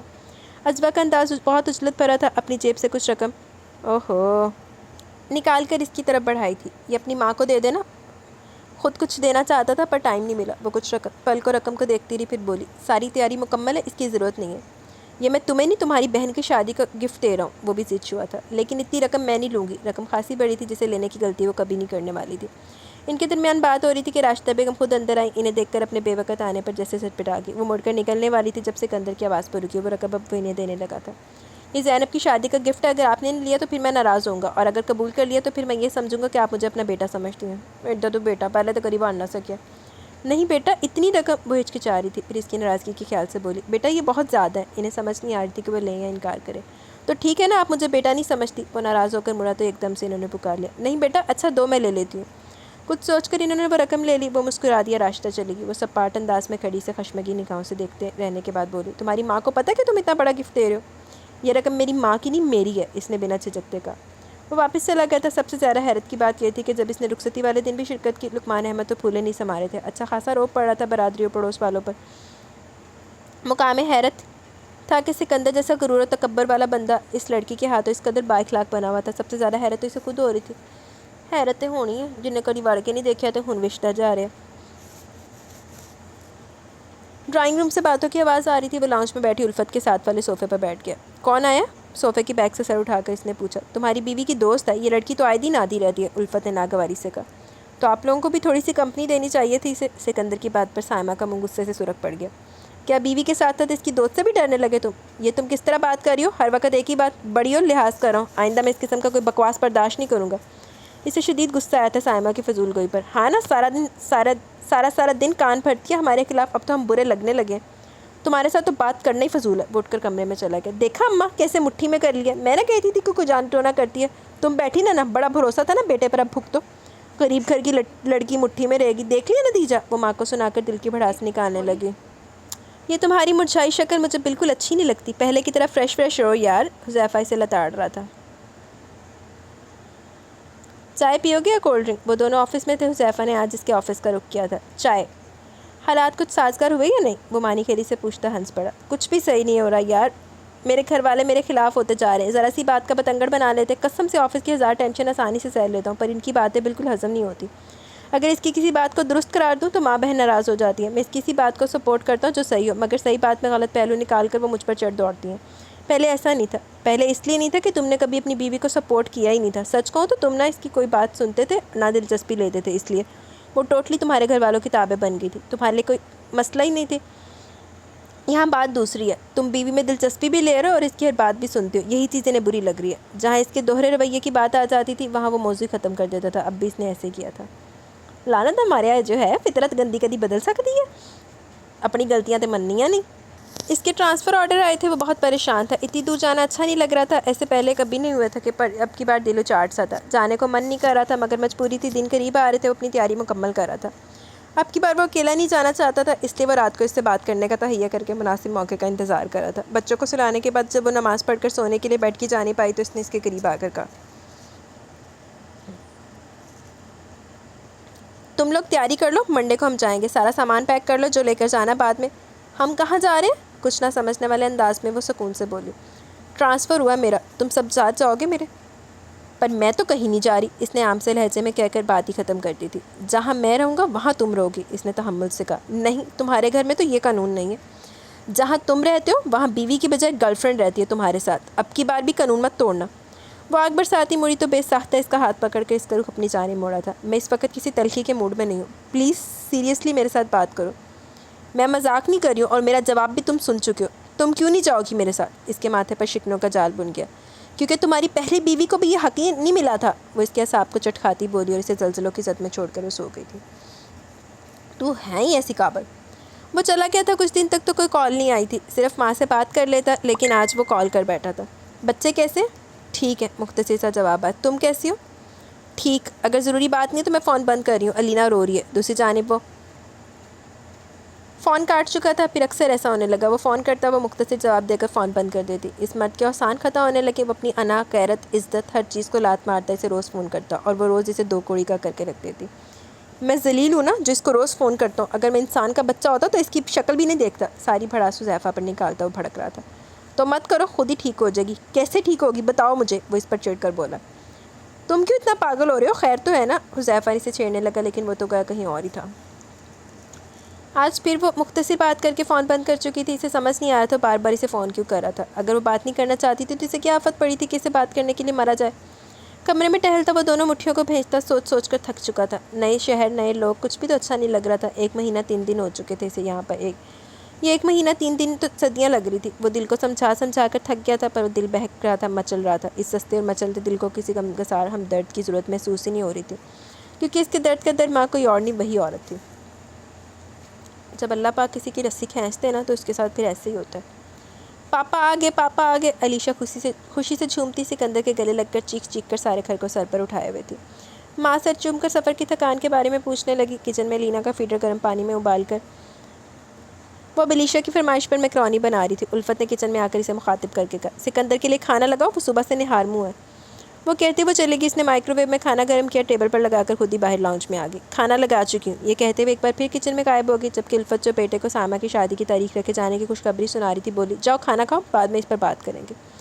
सामा की शादी की तारीख रखने पर वो भी दिल से खुश हुआ था कि कम से कम माँ के सामने अपने घर बार की हो जाएगी तो अच्छा था। वो नहा धोकर अब फ्रेश लग रहा था। इसे देखते ताजगी पर एहसास रगो पै में दौड़ने लगा। इस पर गहरी नज़र डालता वो कुर्सी खींच कर बैठ गया। वो अपने कामों में मसरूफ़ थी। वो खा कम रहा था, इसे ज़ारा देख रहा था। ऐसा क्या था जिसने इसके सारे हवास तलब कर दिए थे। दिल अलग रास्ता बदल गया था। इसकी पुश्त को देखकर वो खाने से हाथ रोक चुका था। भूख सारी ख़त्म हो गई थी। वो उठा, इसके पास जाकर बिल्कुल करीब खड़े होकर इसके जिस्म की खुशबू अपने अंदर उतारता कुछ पल के लिए बिल्कुल मखमूर सा हो गया था। इसके परफ्यूम की मखसूस महक और मौजूदगी के एहसास पर इसने रुख मोड़ा तो अपने करीब इसे खड़े देखकर वो एकदम से चौंक गई। चाय बना दो, वो कहते हुए वो चला गया। जबकि वो बेख्तियार टेबल को देखने लगी। इसने कुछ भी तो नहीं खाया था, सब कुछ वैसे का वैसे रखा था, तो फिर गर्म क्यों कराया। 3 दिन की छुट्टियां थी। इन 3 दिनों में इसने अपना काम पूरा करना था। रात तक सोचते सोचते बिल्कुल थक चुका था। अकेले जाने पर दिल किसी सूरत आमादा नहीं था। इसे हर हाल में मनाना था, चाहे इसके लिए इसे किसी भी हद तक जाना पड़े। रात को मौका नहीं मिला। अगले दिन फिर से बेचैनी अरूज पर थी। इधर माँ और साइमा शादी की तैयारी में बहुत मसरूफ़ हो गई। वो भी हूँ हाँ में सर हिलाता हर चीज़ से जैसे गाफिल था। शाम को जब अलीशा दादी के पास थी और लीना सो रही थी, जब वो मौका मिलते लाउंज से अपने कमरे में आए। वो अलीशा के यूनिफॉर्म इस्त्री कर रही थी। दरवाज़ा लॉक करके वो इसके पास ही आया। एक सरसरी आम सी नज़र दरवाजे पर डालकर वो एक बार फिर से अपने काम में मसरूफ़ हुई थी। तुम पैकिंग कर लो, हम परसों जाएंगे। नापसंदीदा मौजूद जिससे वो खुद बचना चाह रहा था, पर मजबूरन बोल पड़ा था। मैं तुम्हें जवाब दे चुकी हूँ, आम सा जवाब आया, पर मैं लाजमन लेकर जाऊँगा। वो सरकश होने लगा। माँ को लेकर जाओ। इसे भी लेकर जाऊँगा, मगर पहले तुम जाओगी। मैं किसी सूरत नहीं जाऊँगी। वो इसकी आंखों में बेखौफी से देखती बोली। कितनी सज़ा दोगी मुझे? सज़ा तो पहले भुगत रहा हूँ मैं। कम से कम जा तो सकती हो तुम मेरे साथ। इसके कंधे दोनों हाथ से थामे वो एकदम से इसका रुख अपनी जानिब मोड़कर बोला, खुदा के लिए बात मान लो मेरी। कितना तड़पाओगी मुझे? कितनी सज़ा दोगी? कितनी मिन्नतें करूँ तुम्हारी? मैं नहीं रह सकता वहाँ अकेला। कितनी अजियत दोगी मुझे? हाथ हटाओ। इसके हाथ छटक कर वो एक बार फिर से कपड़े इस्त्री करने लगी। एक बार फिर इसका चेहरा मोड़कर वो इल्तिजाइया लहजे में बोला, प्लीज़ चलो ना मेरे साथ। तुम जो कहोगी मैं वो करूँगा। जैसा तुम कहोगी वैसा ही होगा। मैं नहीं रह सकता तुम्हारे बगैर। यही तो जुबारिया भी कहती थी तुम्हें। कभी सुना था तुमने इससे? वो भी तो तुम्हारे बगैर मर गई। कभी बदकारी करते हुए इसकी याद आई थी तुम्हें? इसके दिल का खून करते हुए तुम तड़पे थे। किस तरह डंके की चोट पर बेवफाई करते रहे। कांपे नहीं इस वक्त तुम? इसकी मोहब्बत का सोचकर कभी तुमने इस पर तरस खाया था? नहीं ना, तो मैं तुम पर क्यों तरस खाऊं? क्यों रहम करूं तुम पर? वो उस जहरखंद लहजे में से आईना दिखा रही थी। हाँ हूँ मैं गुनाहगार, पर अब तो तुम्हारे साथ मुखलिस हो गया हूँ ना। अब तो मैं इतराफ़ करता हूँ कि ना कि मैंने गलत किया था। क्या तुम मुझे माफ़ नहीं कर सकती? वो गिड़गिड़ाने लगा। नहीं, इसका हतमी जवाब इसे सुन कर गया। तुम जाओगी ना मेरे साथ? वो चंद सानिया बाद हर बात भुला एक बार फिर इल्तिजा करने लगा। नहीं, ऐसा मत करो, मैं मर जाऊँगा। मैं वहाँ एक लम्हा भी नहीं गुजार सकता। तो मत गुजारो, तुम्हारे हर लम्हे के साथ ही होते। गहरा तंज भी वो अमृत समझ कर पी गया। इस्त्री का प्लग निकाल कर वो सारे कपड़े अलमारी में हैंग करने लगी। तुम चल रही हो ना? वो एक ही गिरदान किए जा रहा था। नहीं। ज़ोर से अलमारी का दरवाज़ा बंद करके वो एक कहरलूद नज़र इस पर डालकर जाने लगी तो वो इसका हाथ पकड़ कर इसे रोकता नामालूद निगाहों से तकता बोला, मैं जल रहा हूँ, अंदर ही अंदर सुलग रहा हूँ मैं। अगर तुम वहाँ ना गई तो कुछ कर बैठूँगा मैं। तरस खाओ मुझ पर। किसी औरत की मौजूदगी मेरे अंदर की आग को ख़त्म नहीं कर सकती। किसी की सूरत भी अच्छी नहीं लग रही। वो रोने लगा था। तुम बात मत करना, दूर रहना, पर मेरे साथ इस घर चलो प्लीज़। अगर तुम यहाँ रहोगी तो मैं भी वापस नहीं जाऊँगा। استعفیٰ دے دوں گا, چھوڑ دوں گا یہ جاب.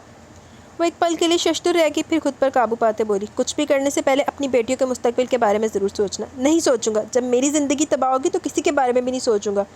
میری بچیوں کا مستقبل تمہارے ہاتھ میں. اگر تم جاؤ گی تو وہ خود بخود بہتر مستقبل پالیں گی, ورنہ میں استعفیٰ دے دوں گا. میں نہیں جاؤں گا. دونوں آنکھیں صاف کر کے وہ واش روم میں گھس گیا تھا.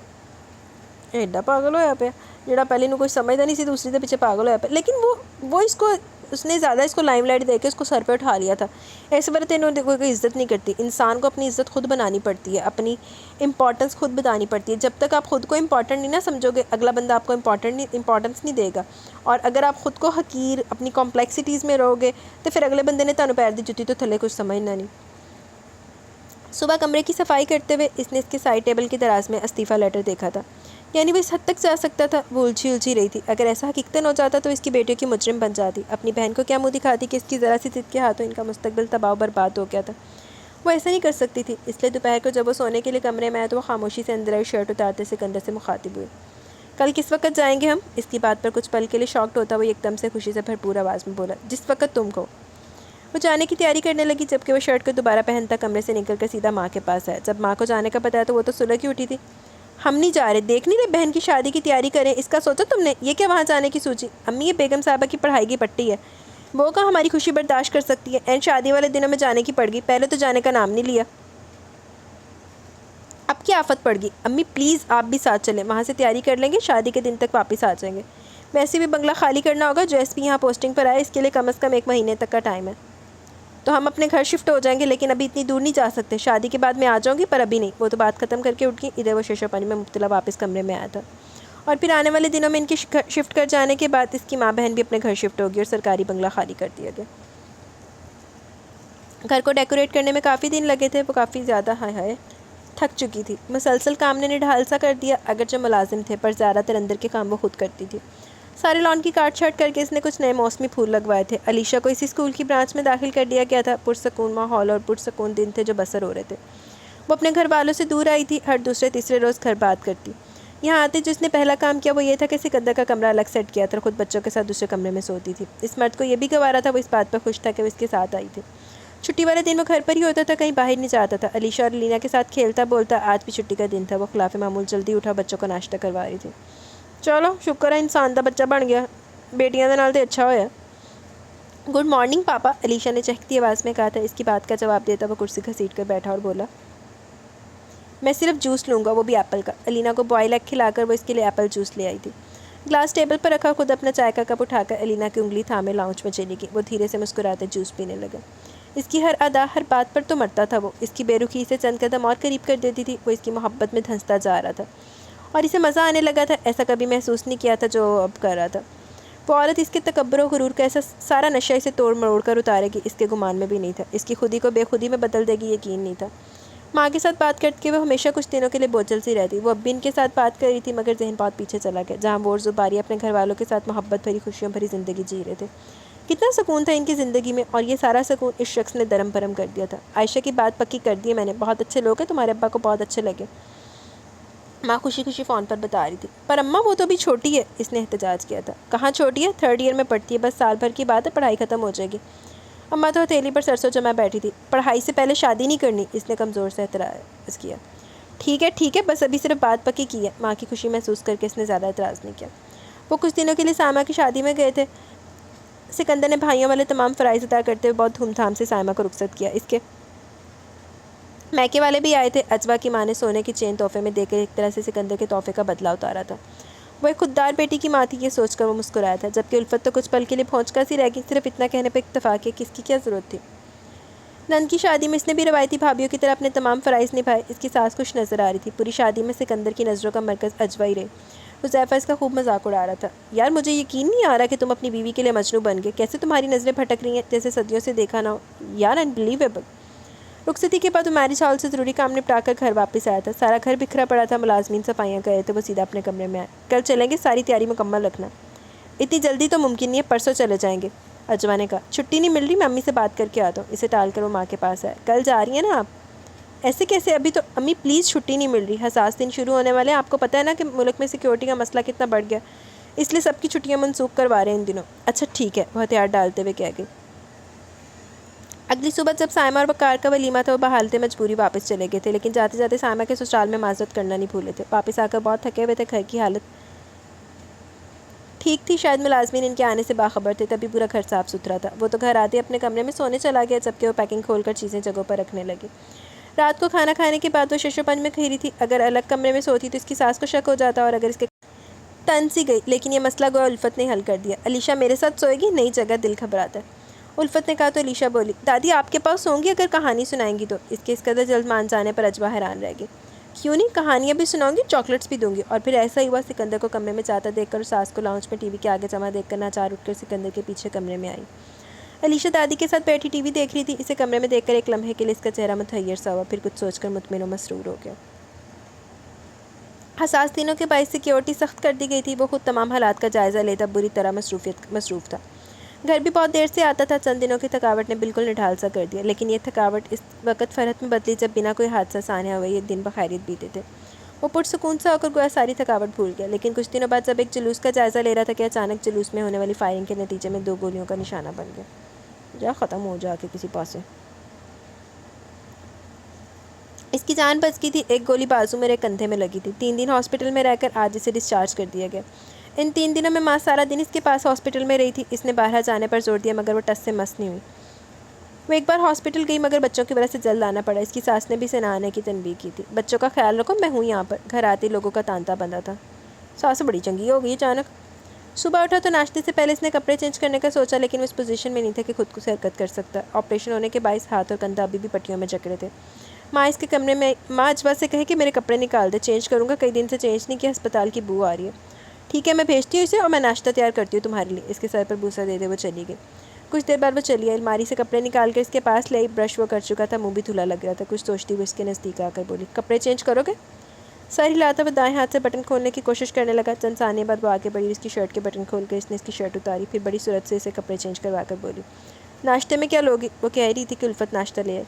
اچھا کیا جو کپڑے بدل لیے، اب ناشتہ کرو۔ ان دونوں کو چھوڑ کر وہ میلے کپڑے لے کر باہر چلے گی۔ اس کے لمس کو اپنے سینے پر محسوس کرتا اور بڑی رغبت سے ناشتہ کرنے لگا۔ میری شیپ بڑی ہوئی ہے، عجیب رف سا حلیہ ہو رہا ہے یار، اب ہر کام کے لیے تو اسے نہیں کہہ سکتا نا، وہ بھی تھک جاتی ہے۔ تمہیں پتہ ہے میں کبھی کسی عورت کے لیے دل سے تیار نہیں ہوا، لیکن یہ عورت جو میری بیوی ہے اس کے لیے میں دل سے تیار ہوتا ہوں، اگرچہ مجھے خاص نہیں ڈالتی، پھر بھی میں اس کے لیے خود کو پرفیوم میں نہلاتا ہوں۔ میں جانے کیوں چاہتا ہوں کہ اسے اچھا لگوں یار، کسی بھی عورت کے لیے میں نے یہ سب نہیں کیا۔ حذیفہ جس کے زخمی ہونے کا سنتے بھاگ آیا تھا، اس وقت اس نے کمرے میں بیٹھا اس کی زبان سے کلمات سن رہا تھا۔ وہ باقی سب تمہارے حسن سے مروب تھی اور یہ صاحبہ ہرگز نہیں، اس لیے تم سر توڑ کوشش کر رہے ہو۔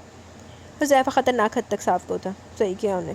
تمہاری بیوی بچے کیسے ہیں؟ اس نے بات بدلی۔ سب ٹھیک ٹھاک، اس نے خوش دلی سے کہا۔ حذیفہ ایک دن رک کر واپس چلا گیا تو تیسرے دن اس کی تینوں بہنیں آ گئی تھیں۔ پہلے تو بھائی کو گلے لگائے دھواں تھا، روتی رہی، پھر دل کھول کر ہنسی اور کہکوں کی محفل سجائی جو رات دیر تک جاری رہی۔ سکندر ان کے کمرے میں سب کے ہمراہ تھا، وہ سب کاموں سے فارغ ہو کر ان کے پاس آئی تھی۔ اجوا، تم نے ابھی تک کوئی خوشخبری نہیں سنائی؟ بڑی نند شاکرہ نے ایک دم سے سب کے سامنے بات چھیڑی۔ ایک لمحے کو وہ بھی کچھ بوکھلا سی گئی، پھر چہرہ نارمل کرتی بولی، 2 آلریڈی ہیں، میرے پاس ہیں۔ اس کے الفاظ میں چھپے طنز پر وہ سب کچھ لمحوں کے لیے چپ کی چپ رہ گئی۔ فاخرہ کے بھائی کی بھی یہاں پوسٹنگ ہوئی ہے، وہ آج کل یہیں پر ہے۔ کچھ دیر بعد وہ سب اسے اپنے کسی چاچا زاد بہن کی بات کرتی، ایک بار پھر باتوں میں مشغول ہو گئی تھی۔ وہ باقاعدگی سے اس کے زخموں پر مرہم لگاتی اور ایسا کرتے وقت ہرگز بھی کسی قسم کے تاثرات اس کے چہرے سے آشکار نہیں ہوتے تھے۔ اس وقت بھی جب بچے آپس میں کھیل رہے تھے، بہنیں اور اماں لاؤنج میں بیٹھی ٹی وی سے لطف اندوز ہو رہی تھی۔ وہ اس کے زخموں پر مرہم لگانے بیٹھ کنارے بیٹھی احتیاط سے اس کی شرٹ اتار کر زخمی کندھے پر مرہم لگانے لگی۔ اب زخم کافی حد تک ٹھیک ہو چکے تھے۔ وہ اس کے بہت قریب بیٹھی تھی۔ وہ اس کے قرب میں سرشار سے ایک سوال کر بیٹھا، اگر میں مر جاتا تو تمہیں تو خوشی ہوتی نا؟ اسے خاموش پا کر ایک بار پھر وہ جملہ دہراتا اس کے چہرے پر کچھ تلاشنے لگا۔ تم خاموشی سے کام کرنے دو گے؟ کیوں، کیا غلط کہا میں نے؟ تمہارے بچوں کے ساتھ کیا دشمنی ہے میری؟ اب کے براہ راست اس کی آنکھوں میں آنکھیں ڈالے اس کا سارا سکون درہم برہم کر چکی تھی۔ میرے بچوں کی پرواہ اور میری؟ اس کے بازو پر مرہم لگا کر وہ اٹھی تو جیسے زندگی اس کے قریب سے اٹھ گئی۔ کس قدر بد نصیب ہوں کہ اتنے قریب رہ کر بھی وہ اس سے کتنا دور ہوں، دل میں کہتا وہ سر بیٹھ کے سرہانے ٹکا چکا تھا۔ مقافات ہے جو پہلی نہ کتنیاں بھگتنیاں تے ہیں نا، ایسی زندگی جو بھگت کے جانیاں تو بھی۔ اس کی بہنیں چلی گئی تھی، گہما گہمی ختم ہو گئی تھی، اب تقریباً ٹھیک ہو گیا تھا، پھر سے ڈیوٹی جوائن کر چکا تھا۔ ایک بار پھر پرانی زندگی پرانی ڈگر پر چل پڑی تھی۔ رات کو دیر تک اسے کمرے میں نہ پا کر باہر چلایا۔ وہ لان میں اندھیرے میں بیٹھی جانے کن سوچوں میں گم تھی۔ ملازم کو بھیج کر اس نے اسے کمرے میں بلوایا تھا۔ باہر سردی تھی، حیرت اس بات پر تھی کہ اتنی سخت سردی میں باہر کے کری تھی۔ کچھ دیر بعد وہ کمرے میں آئی، اس نے اسے بقور دیکھا، وہ شاید روتی رہی تھی۔ اس کی متورم آنکھیں کسی پریشانی کی گماس تھی. وہ ہیٹر تیز کرتا اس کے پاس ہے. تم باہر کیا کری تھی؟ کتنی سخت سردی ہے, اندازہ ہے تمہیں؟ تو کیا ہوتا؟ ہاں کیا ہوتا؟ سردی تم سے زیادہ خوفناک تو نہیں؟ تم سے زیادہ بھیانک تو نہیں؟ کیا مطلب؟ وہ تو گئے اچھل ہی پڑا. اس کا لہجہ اور انداز بہت خراب لگ رہے تھے. تم کتنے مکروہ ہو, کتنے گندے ہو, بتا دو آج وہ سب جو تم کرتے رہے ہو. اس کا گریبان پکڑے چیخ پڑی تھی. کیا کہہ رہی ہو تم؟ وہ بہت الجھا تھا. تم بدکار ہو, پتہ تھا مجھے, پر اس حد تک کہ چچا زاد بہن تک کو نہیں چھوڑا. اس کی آنکھوں کی بے یقینی اور الفاظ نے اس کے چہرے کی رنگت اڑا دی. وہ مختل حواس لیے کچھ بول ہی نہیں پایا تھا. لخت لعنت تیری زندگی تے. بالکل ڈر نہیں لگا تمہیں؟ ذرا احساس نہیں جاگا؟ ذرا نہیں ڈرے تم؟ بولو. وہ رونے لگی. وہ اپنے حواس کھونے لگا. کتنی مشکلوں سے تو اس کے تھوڑی قریب ہوئی تھی اور اب ایک بار پھر وہ دور ہونے والی تھی. کس نے کہا تم سے؟ اس کی آواز لڑکھڑا رہی تھی. اسی نے جس کے ساتھ تم نے منہ کالا کیا. ایک لفظ پر زور دیتی وہ چلائی. کیا وہ آئی تھی یہاں؟ وہ شدید حیران تھا. ہاں اس نے بتایا مجھے. تو اس نے نہیں بتایا کہ اس نے اپنی مرضی سے؟ جھوٹ مت بولو. ہاں صرف میں ہی جھوٹ بولتا ہوں, باقی سب سچے ہیں. وہ خود آئی تھی میرے پاس. اس نے اپنی رضامندی سے اپنا آپ سونپا تھا مجھے. تمہیں میں خطاوار دکھائی دیتا ہوں, مگر ان میں ایک لڑکی بھی بری نہیں دکھائی دیتی جو اپنی مرضی سے میری جھولی میں گرتی رہی ہیں. میں نے کبھی کسی کے ساتھ زبردستی نہیں کی. اگر میں اتنا کمینہ ہوں تو آج تم میرے نکاح میں ہو. کیا میں نے تمہیں پچھلے 3 سال سے تمہیں ہاتھ لگایا؟ بولو, کیا میں نے تمہیں چھوا؟ تمہاری مرضی کے بغیر تمہیں ہاتھ تک لگانے کی کوشش کی؟ تمہارے ساتھ تو میں زبردستی بھی کر سکتا ہوں. کیا میں نے ایسا کیا؟ بولو. یہ سب جہاں خوبصورت مرد, ہینڈسم مرد دیکھتی ہیں وہاں مچھلیوں کی طرح پھسلتی ہیں. میں یہ نہیں کہتا کہ سب لڑکیاں بری ہیں, مگر جس طرح میرے جیسے کمینے مرد ہیں بالکل اسی طرح ان جیسی عورتیں بھی ہیں. تم ہر بار میرا احتساب کرنے لگتی ہو. میں قسم کھانے کو تیار ہوں. وہ خود آئی تھی میرے پاس. وہ سب سے پہلی لڑکی ہے جس نے مجھے احساس دلایا کہ میں چاہے جانے کے قابل ہوں. اس نے اپنا آپ خود بے مول کر دیا تھا میرے سامنے. اب اس کی ضلالت دیکھو کہ خود اپنی عزت کی دھجیاں بکھیرتی پھر رہی ہے. وہ غصے اور نفرت کی انتہا پر تھا. تو کڑا دودا تو لیں بغیر تھا. تو بھی تو لعنت دا مارے ہیں. میں تمہاری کوئی بات نہیں سنوں گی. میں اب تمہارے ساتھ ایک پل بھی نہیں رہ سکتی. وہ تو جیسے بم اس کے اعصاب پر پھوڑ گئی تھی. کیا کہہ رہی ہو؟ پاگل ہو گئی ہو؟ اس کے ہٹیلے انداز پر وہ تو لرز گیا. میں تمہارے ساتھ ہرگز نہیں رہوں گی. اس کو دھکا دیتی. میں تمہارے ساتھ ہرگز نہیں رہوں گی. وہ اس کو دھکا دیتی اپنا بیگ لے کر الماری سے کپڑے نکالنے لگی. ایسے کیسے کر سکتی ہو تم؟ کھینچ کر وہ اسے روکنے لگا. مجھے کوئی نہیں روک سکتا. وہ چلائی. تمہارے جیسے بد کردار کے ساتھ میں ایک پل نہیں رہ سکتی. وہ شدت سے روتی بلکنے لگی. اسے روتے دیکھ کر وہ خود پر سارا کنٹرول ختم ہوتا دیکھ رہا تھا. میں مر جاؤں گا اگر تم نے مجھے چھوڑا تو. میں مر جاؤں گا. تم مر جاؤ, سختی سے کہتی وہ چیخ پڑی. پلیز ایسا مت کرو. پچھلے 3 سالوں سے میں کسی عورت کے نزدیک تک نہیں گیا. ہر عورت ہیچ لگتی ہے تمہارے سامنے. میں قسم کھاتا ہوں میں نے ان 3 سالوں میں کسی عورت کو نہیں چھوا. ہاں میں گناہ گار ہوں, پر اب میں یہ گناہ ترک کر چکا ہوں. یقین کرو میں جھوٹ نہیں کہہ رہا.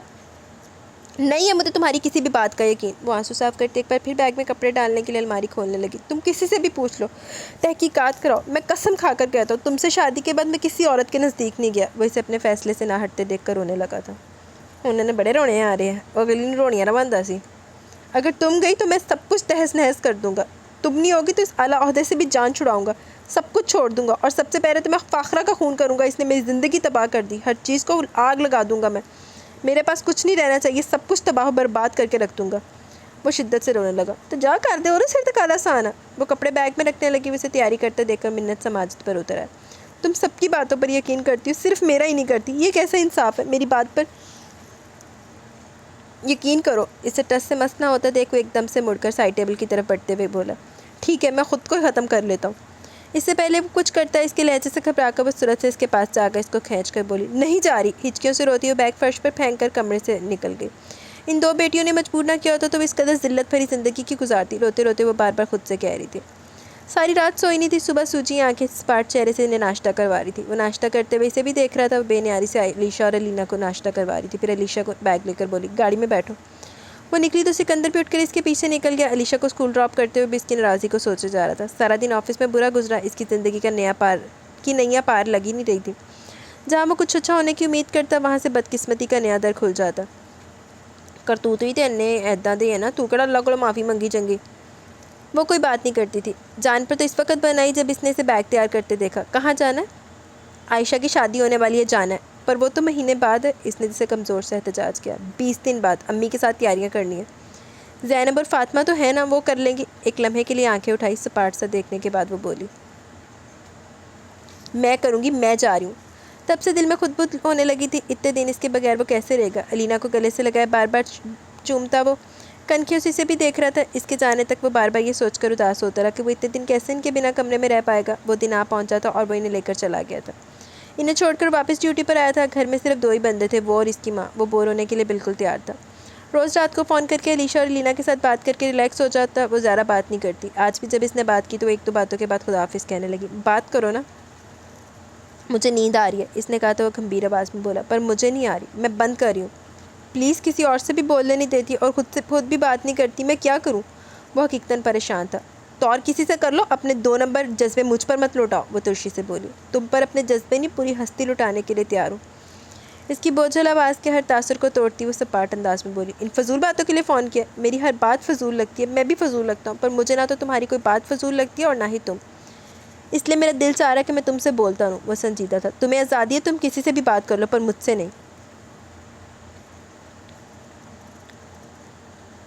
کل کو یہی بولو گی کہ میں تمہیں چھوڑ کر جا رہی ہوں، میں تمہارے کسی بھی جھانسے میں نہیں آؤں گا، صرف تمہارے ساتھ بولوں گا۔ تم سے شادی کے بعد تلخ باتیں سن سن کر اب ان باتوں کا عادی ہو گیا ہوں۔ کسی اور کی زبان سے شہد بھی ٹپکتا تو پتھر کی طرح لگتا ہے۔ جو سکون تم سے بات کر کے ملتا وہ کہیں نہیں۔ مجھے کام ہے، وہ اس کی باتوں سے تنگ آ کر بولی۔ مجھ سے زیادہ ضروری ہے؟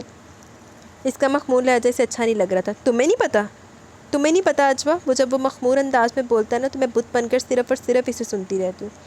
میں اس کی آواز، اس کے لہجے کی دیوانی ہوں۔ اس کے کانوں میں زباریہ کی آواز گونجی، تلخ ہو کر بولی، مجھے تمہاری آواز سے نفرت ہے، اس لیے میں بات نہیں کرنا چاہتی۔ اس کی بات پر دوسری جانب یکدم سناٹا چھایا تھا۔ کچھ ثانیے بعد وہ پھیکی ہنسی ہنستا بولا، پر مجھے تو تمہاری آواز سے عشق ہے نا، مجھے تو سننے دو۔ پھر وہی مخمور لہجہ، میں بند کر رہی ہوں۔ پھر یہ باقی اس نے فون کاٹ دیا۔ ایک پھیکی مسکان ہونٹوں پر لاتے وہ موبائل کو گھورتا رہا تھا۔ سرکتے دن رات اسے اپنے آپ سے اور لاپرواہ کرتے جا رہے تھے۔ آج اس کا رویہ کچھ زیادہ خراب ہو جارحانہ تھا۔ صبح آفس میں سب پر بگڑتا وہ جب گھر آیا تو یہ دیکھ کر دنگ رہ گیا کہ وہ آ چکی تھی۔ وہ الفت کے ہمراہ بیٹھی شادی کا احوال سنا رہی تھی۔ اسے آتا دیکھ کر وہ ساس کے پاس سے اٹھی، اسے بیٹھنے کی جگہ دے کر سامنے والے صوفے پر بیٹھ گئی۔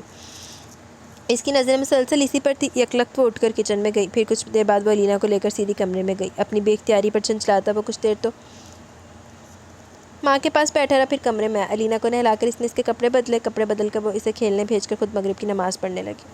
وہ بے چینی سے پورے گھر میں پھر آتا ایک بار پھر کمرے میں آیا۔ کیا کھاؤ گے؟ وہ یکٹک اسے دیکھتا رہا۔ تم سے کچھ پوچھ رہی ہوں۔ ہاں؟ وہ چونک اٹھا۔ اس کے بے ترتیب حلیے کو بغور دیکھتی وہ بولی، کیا کھاؤ گے؟ جو بھی ہو۔ کھانے کی ٹیبل پر برائے نام کھا رہا تھا۔ اس کی پلیٹ بھری پڑی تھی جسے نوٹ کرتے ماں ٹوکے بنا نہیں رہ سکی۔ اپنی حالت دیکھیے، کتنے کمزور ہو گیا، کیوں اڑی ہوئی ہے تمہاری بھوک؟ یہ کیا حالت بنا لی ہے اس نے اپنی؟ آخری جملہ انہوں نے اجوا کو دیکھ کر ادا کیا۔ وہ کھجل سی پلیٹ پر جھک گئی۔ وہ اٹھ گیا تھا، پھر اس نے نوٹ کیا وہ دن بدن کمزور ہوتا جا رہا تھا۔ کھانا برائے نام کھاتا، اکثر نہ بھی کھاتا۔ رات کو حذیفہ سے فون پر بات کر کے وہ کہہ رہا تھا، اگر اس کی نفرت میری موت سے ختم ہو سکتی ہے تو پھر ٹھیک ہے، میں مر جاتا ہوں، نہ جینا اچھا لگ رہا ہے نہ کھانا۔ وہ کہتی کہ میری آواز اسے سخت بری لگتی ہے، تو پھر میں جی کر کیا کروں گا؟ اس سے بہتر ہے میں مر جاؤں۔ بہت دلگیر سے وہ اپنے دل کی ہر بات شیئر کر رہا تھا۔ اسے آتا دیکھ کر وہ موبائل آف کر کے باہر چلا گیا۔ اب اپنے تے آئی نا تے ہن مرن واسطے تیار ہویا پیا، وہ جس کو مارا ہے اپنے انہی رویوں سے ٹارچر کر کر کے۔ وہ دفتر سے آیا تو فاخرہ کو دیکھ کر اس کے ماتھے پر ناگوار شکنیں ابھر آئی تھیں۔ یہ کیوں آئی ہے؟ وہ اس کے پیچھے کچن میں آیا تھا۔ میں بھی ابھی اسے گھر سے نکالتا ہوں۔ وہ برہم تھا۔ تم اسے کچھ نہیں کہو گے؟ میں اسے کچھ نہ کہوں اور یہ میرا گھر تباہ کر دے، میں 1 منٹ اسے برداشت نہیں کر سکتا۔ وہ تو سختی خیال میں تھا۔ تم اسے کچھ نہیں کہو گے، ایک لفظ پر زور دیتی وہ اسے روک رہی تھی۔ تو ٹھیک ہے، میں ہی یہاں سے چلا جاتا ہوں۔ وہ رکا نہیں تھا۔ وہ ٹرے میں چائے اور سنیکس رکھ کر ڈرائنگ روم میں چلی گئی۔ مجھے دیکھ کر اس کی تیوی چڑھ گئی تھی، ناراض ہو رہا ہوگا نا؟ فاخرہ بڑے خوش کن لہجے میں پوچھنے لگی۔ ہاں ایسا ہی ہے، اس نے بھی سر چکلا۔ کچھ دیر کے لیے اس کے چہرے کا رنگ بدل گیا تھا، پھر قدرے ریلیکس ہو کر بولی، میری زندگی اس کے ہاتھوں تباہ ہوئی ہے، میں اسے کبھی معاف نہیں کروں گی۔ مجھے تباہ کر کے خود کتنی عیش بھری زندگی گزارا ہے۔ قصور تمہارا بھی ہے، تم نے اسے اتنی اہمیت کیوں دلائی تھی کہ اس نے آخری حد تک تمہیں مس یوز کیا؟ اس کی بات تو پہلو بدلتی بولی، اس نے زبردستی ہرگز نہیں، کوئی مرد اتنی ہمت نہیں کر سکتا کہ لڑکی کی ہمت افزائی کے بغیر اسے چھوئے۔ عشق و عاشقی کے چکر میں اتنی نزدیکیاں لڑکیوں کے لیے بھی درست نہیں، تم برابر کی قصوروار ہو، سارا الزام تم اسے نہیں دے سکتی۔ اس کی سچی باتوں پر کرتی وہ ایک دم سے اٹھتے ہوئے بولی، میں اب گھر جاؤں گی، بہت دیر ہوگی۔ ہاں جاتے جاتے یہ بات یاد رکھنا کہ لڑکی جب تک خود کو مس یوز نہ ہونے دے، دنیا کا کوئی مرد اسے مس یوز نہیں کر سکتا۔ ایک بار پھر آتشی لہجے میں اسے بہت کچھ سمجھا گئی تھی۔ وہ تیز تیز قدم اٹھاتی چلے گی جبکہ وہ چائے کی ٹرے اٹھا کر ڈرائنگ روم سے نکلی تھی۔ کھانا کھانے آؤ، میں ٹیبل لگا چکی ہوں۔ اجوا نے جھانکتے ہوئے اطلاع دی اور چلے گی۔ کافی دیر تک وہ نہیں آیا تو ایک بار پھر اسٹڈی روم میں، کھانا کھانے آؤ۔ نہیں کھانا مجھے۔ وہ مسلسل لیپ ٹاپ پر اپنا کوئی کام کیے جا رہا تھا۔ اگلے دن وہ جب شام کو گھر آیا تو آتے ہی بولی، بچے باہر جانا چاہتے ہیں آؤٹنگ کے لیے، میں جا کر تیار ہوتا ہوں، پھر چلتے ہیں۔ اس کی تیاری میں تقریباً گھنٹہ لگا۔ وہ سب بھی تیار بیٹھے تھے۔ کچھ دیر پر وہ گاڑی میں بیٹھے قریبی جھیل پر جا رہے تھے۔ ڈرائیونگ وہ خود کر رہا تھا۔ بچے پچھلی سیٹ پر، فرنٹ سیٹ پر وہ بیٹھی ارد گرد کے نظاروں میں کھوئی دنیا سے بے خبر تھی۔ ڈرائیو کرتے ہوئے ایک نظر اس پر بھی ڈال دیتا۔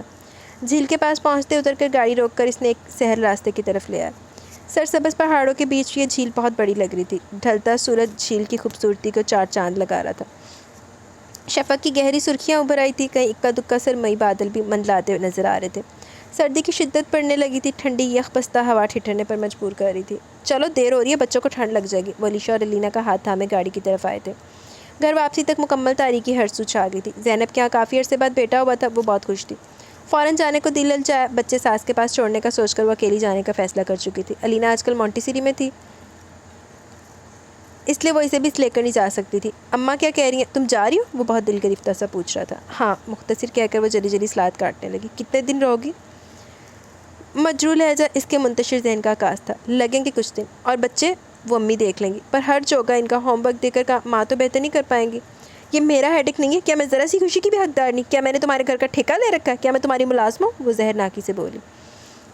اس کا اکھڑا اکھڑا رویہ اسے چپ کر آ گیا، لیکن کچھ دیر بعد وہ بولا، میں نہیں رہ سکتا، میں خود تمہیں لے کر جاؤں گا، پھر واپس اسی دن آ جائیں گے۔ وہ سنجیدہ تھا۔ مجھے کچھ دن رہنا ہے وہاں۔ ٹھیک ہے، 2-3 دن رہ لو، پر میں 1 مہینہ رہوں گی۔ اسے غصہ آیا تھا۔ پلیز، وہ کچھ قریب ہوتا التجا کرنے لگا، ہٹو، مجھے کام کرنے دو۔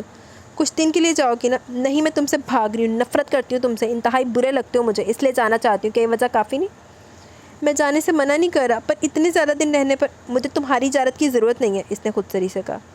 ہار مانتے وہ گہری سانس خارج کرتا قدرے دھیرے سے بولا، کس وقت جاؤ گی؟ صبح میں خود چلی جاؤں گی، تمہیں زحمت نہیں کرنی پڑے گی۔ صبح وہ بچوں کو اسکول بھیج کر تیار ہو کر نکلنے والی تھی کہ گیٹ پر اس کی گاڑی کا ہارن سنائی دیا۔ گارڈ لپک کر آیا، چلو۔ اس کے ہاتھ سے بیگ لے کر وہ گاڑی کی پچھلی سیٹ پر پھینکتا فرنٹ سیٹ کھولنے لگا۔ وہ خاموشی سے بیٹھی ڈرائیونگ سیٹ پر بیٹھ کر اس نے گاڑی سٹارٹ کی کہ اس وقت اس کے چہرے پر گہری خاموشی اور ملال رقم تھا۔ تم کب تک اذیت دیتی رہو گی؟ مجھے تکلیف دیتی ہو تو مجھے قبول ہے، مگر میری بیٹیاں اگنور ہو، یہ میں برداشت نہیں کر سکتا۔ کیوں؟ پہلے کبھی توجہ دی تم نے ان پر؟ کیا آپ ہی کی موجودگی میں تم نے کبھی علیشا پر محبت بھری نظر ڈالی تھی؟ تم نے تو اس وقت اپنی عیاشیوں میں مگن تھے نا، تمہیں کیا فکر اپنی بیوی بیٹیوں کی؟ اپنی بیٹی بیوی کی، وہ تنفر سے کہتی چپ ہوئی۔ ہاں کیا تھا میں نے سب، لیکن میں ماضی میں جا کر صحیح نہیں کر سکتا، اسی حال کو اچھا کر کے مستقبل کو بہتر بنا سکتا ہوں۔ تم نے تو مجھے پاگل بنا دیا، پچھلی غلطیوں کا احساس دلاتی ہو، جب کچھ ٹھیک کرنے لگوں تو بھی طنز کے تیر چلا کر میرا منہ بند کر دیتی ہو۔ اب کروں تو کیا؟ اسٹیئرنگ پر زور سے ہاتھ مارتا وہ چلایا تھا، اسے سارا غصہ اس کے جانے پر آیا تھا۔ یہ دوری سے ناقابل برداشت لگ رہی تھی، وہ بہت اشتعال میں گاڑی چلا رہا تھا۔ تمہیں آپ ہی سے ذرا بھی محبت نہیں تھی؟ اس نے خلاف توقع سوال کیا تھا۔ وہ کچھ پل کے لیے گڑبڑایا، پھر قدرے سنبھل کر بولا، سچ بولوں یا جھوٹ؟ سچ، اس نے بہت دکھ سے کہا تھا۔ وہ اس کا جواب جان گئی تھی۔ نہیں، وہ اس پر ایک نظر ڈال کر بولا، اب تم اور نفرت کرو مجھ سے سچ اگلوانے کی وجہ بھی یہی ہے۔ وہ سخت ناراض ہوا تھا۔ اور جن کے ساتھ گناہ آلود وقت گزارا؟ اب کہ اس کے لہجے کی کاٹ پر وہ شرمندہ ہو کر بولا، کیا تم ان باتوں کو بھول نہیں سکتی؟ اب تو میں ایسا کچھ نہیں کرتا، اب تو میں مخلص ہوں تمہارے ساتھ، میں سچ کہہ رہا ہوں، ایک لڑکی بھی نہیں ہے میری زندگی میں، میری ساری محبت صرف تمہاری ہے۔ عشق کا اشتعال اب مکمل طور پر ختم ہوا تھا۔ وہ اس کے سمے بڑے جذب سے کہتا اپنی اسے محبت بھری نظر سے دیکھ رہا تھا۔ باہر کے مناظر میں کھوئی اپنی نامعلوم آنکھیں شیشے پر جمائے وہ دل میں روئے جا رہی تھی۔ وہ روز فون کرتا، علیشا اور علینا بھی بات کرتی۔ مما کب آئیں گی؟ وہ منہ بسور کر کہتی، بس کچھ دنوں بعد بیٹا، وہ پچکارتی۔ پاپا سے بات کریں۔ علینا پاپا کو فون پکڑا کر علیشا کے پیچھے بھاگتی نکل گئی۔ کھڑکی میں کھڑا وہ بہت دبی آواز میں بولا، کب آؤ گی؟ کوئی پتہ نہیں، مجھے امی بلا رہی ہیں۔ ایک دم سے فون بند کر کے وہ رابطہ کاٹ چکی تھی۔ موبائل دیوار پر مارتا وہ کمرے کی ساری حالت بگاڑ چکا تھا۔ اس کی دنیا طے بالا ہو گئی جب راشدہ نے کال کر کے کہا تھا، بیٹا تم دونوں کے بیچ کیا بات ہوئی ہے؟ مجھے کھل کر بتاؤ، اجوا کیوں واپس گھر نہیں جانا چاہتی؟ راشدہ کی بات سن کر وہ سکتے میں آ گیا تھا۔ کچھ لمحوں کے لیے تو وہ بول ہی نہیں پایا تھا، پھر زبان خشک ہونٹوں پر پھیر کر وہ لڑکھڑاتے لہجے میں بولا، آنٹی مجھے سمجھ نہیں آئی، آپ کیا کہہ رہی ہیں؟ وہ سمجھتے ہوئے بھی سمجھنا نہیں چاہتا تھا۔ بیٹا وہ واپس گھر نہیں آنا چاہتی، میرے لاکھ سمجھانے پر بھی روتی رہتی ہے اور جانے سے انکار کریے، کیا مسئلہ بتاؤ مجھے؟ کچھ نہیں آنٹی، میں سچ کہہ رہا ہوں، ہم میں کوئی لڑائی نہیں ہوئی، میں سمجھ نہیں پا رہا یہ کیوں کر رہی ہے ایسا۔ کچھ سوچ کر بولا، آنٹی پلیز میری بات کروا دیں اس سے، پلیز۔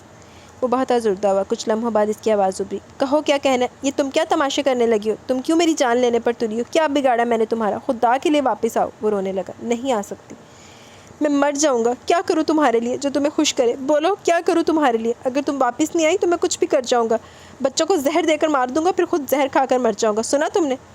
وہ چلایا۔ کال کاٹ کر وہ شدت سے روتا اپنی محبت کے ہاتھوں ذلیل و خوار ہونے لگا تھا۔ چنگیاں انہوں تم کیلا اندر اندر ہر ٹائم۔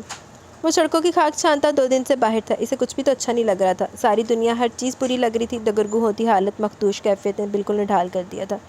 تغافل کی قہر خود پر چڑھائے وہ گھر سے لا تعلق اپنا کم غلط کر رہا تھا۔ ماں بار بار کال کر رہی تھی، وہ کسی کال کا جواب نہیں دے رہا تھا۔ دل کی دنیا ویران تھی، وہ محبت کا سوگ منا رہا تھا۔ اس کی محبت اسے مارنے کی بھرپور کوشش میں تھی، وہ اپنے مرنے کا سوگ منا رہا تھا۔ تھک ہار کر وہ گاڑی میں بیٹھا شدت یاسیت میں گاڑی ڈرائیو کرتا اپنی لٹتی زندگی پر سوچے جا رہا تھا۔ کچھ بھی تو نہیں بچا تھا، کچھ بھی تو نہیں۔ وہ لٹا پٹا گھر آیا، کار نے گیٹ کھولا، گھر پر سناٹا طاری تھا۔ خاموشی کا راز تھا، وہ سیدھا کمرے کی جانب آیا۔ دونوں بچیاں دادی کے پاس سوتی تھی، وہ اندر آ کر سوئچ بورڈ کا بٹن آن کر چکا تھا۔ تاریکی جالے میں بدل چکی تھی، وہ مڑ کر بیٹھ کی جانب آیا اور ٹھٹک کر رک گیا۔ کمبل میں لپٹے وجود کو دیکھ کر وہ کچھ پل کے لیے تو دم بخود رہ گیا، روح واپس آئی تو جان آئی، لب بخود مسکرا اٹھے تھے۔ تیز لائٹ سے آنکھیں چندھیائی تو وہ مدی آنکھیں رگڑتی اٹھ بیٹھی۔ آ گئی تم؟ وہ بالہانہ اس کی طرف بڑھا۔ دوپٹہ اٹھاتی وہ بیڈ سے اٹھی تھی۔ کھانا کھاؤ گے؟ نہیں، اس کی بھوک اٹھ چکی تھی۔ اب وہ بڑی محبت بھری نظروں سے دیکھتا بولا، چائے بنا دو۔ وہ چائے بنانے چلی گئی۔ کچھ دیر تک وہ خوشی سے بے حال دل کو کنٹرول کرتا رہا، پھر اس کے پیچھے کچن میں آیا۔ وہ کچھ چائے بنا رہی تھی، اسے محسوس ہوا کہ وہ رو بھی رہی ہے۔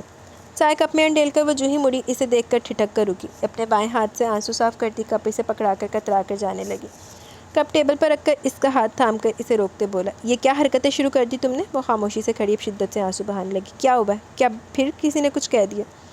ایک خاموش نظر اٹھائی، اس کو دیکھنے رہنے کے بعد وہ اس کا ہاتھ ہٹاتی جانے لگی۔ بات کا جواب دو۔ ایک بار پھر وہ سامنے آیا۔ تم ایسے چھپ نہیں سکتی، اب بولو، جواب دو، کیا بات ہے؟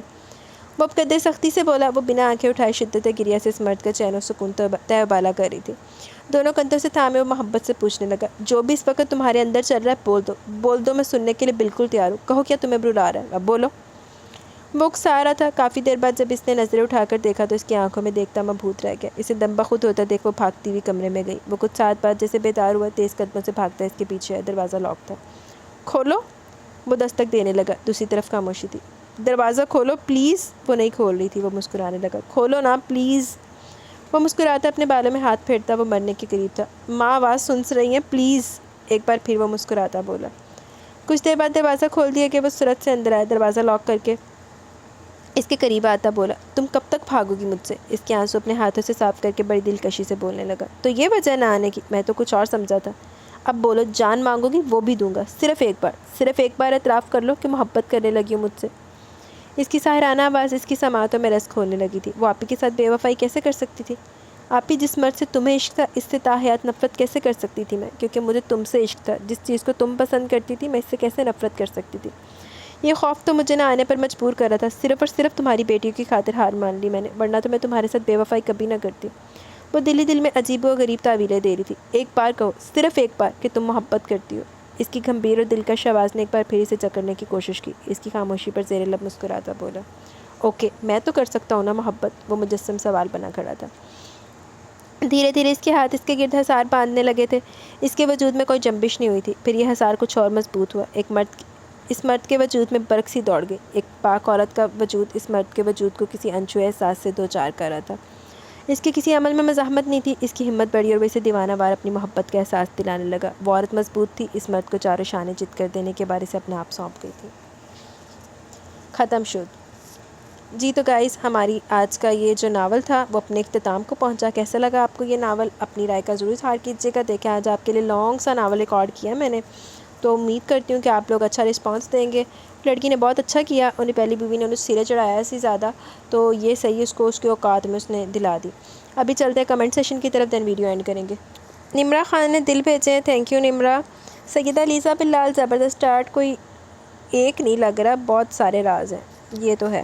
Thank you Liza. Syeda Liza Bilal, awesome episode. مجھے بھی یہی لگتا ہے کہ زینب بی بی احسن کی ماں ہے یار، یہ آبرو اپنے اوور کانفیڈنس سے مار کھائے گی، بس کچھ ادھا ہی ہو ایسی۔ Thank you Lisa.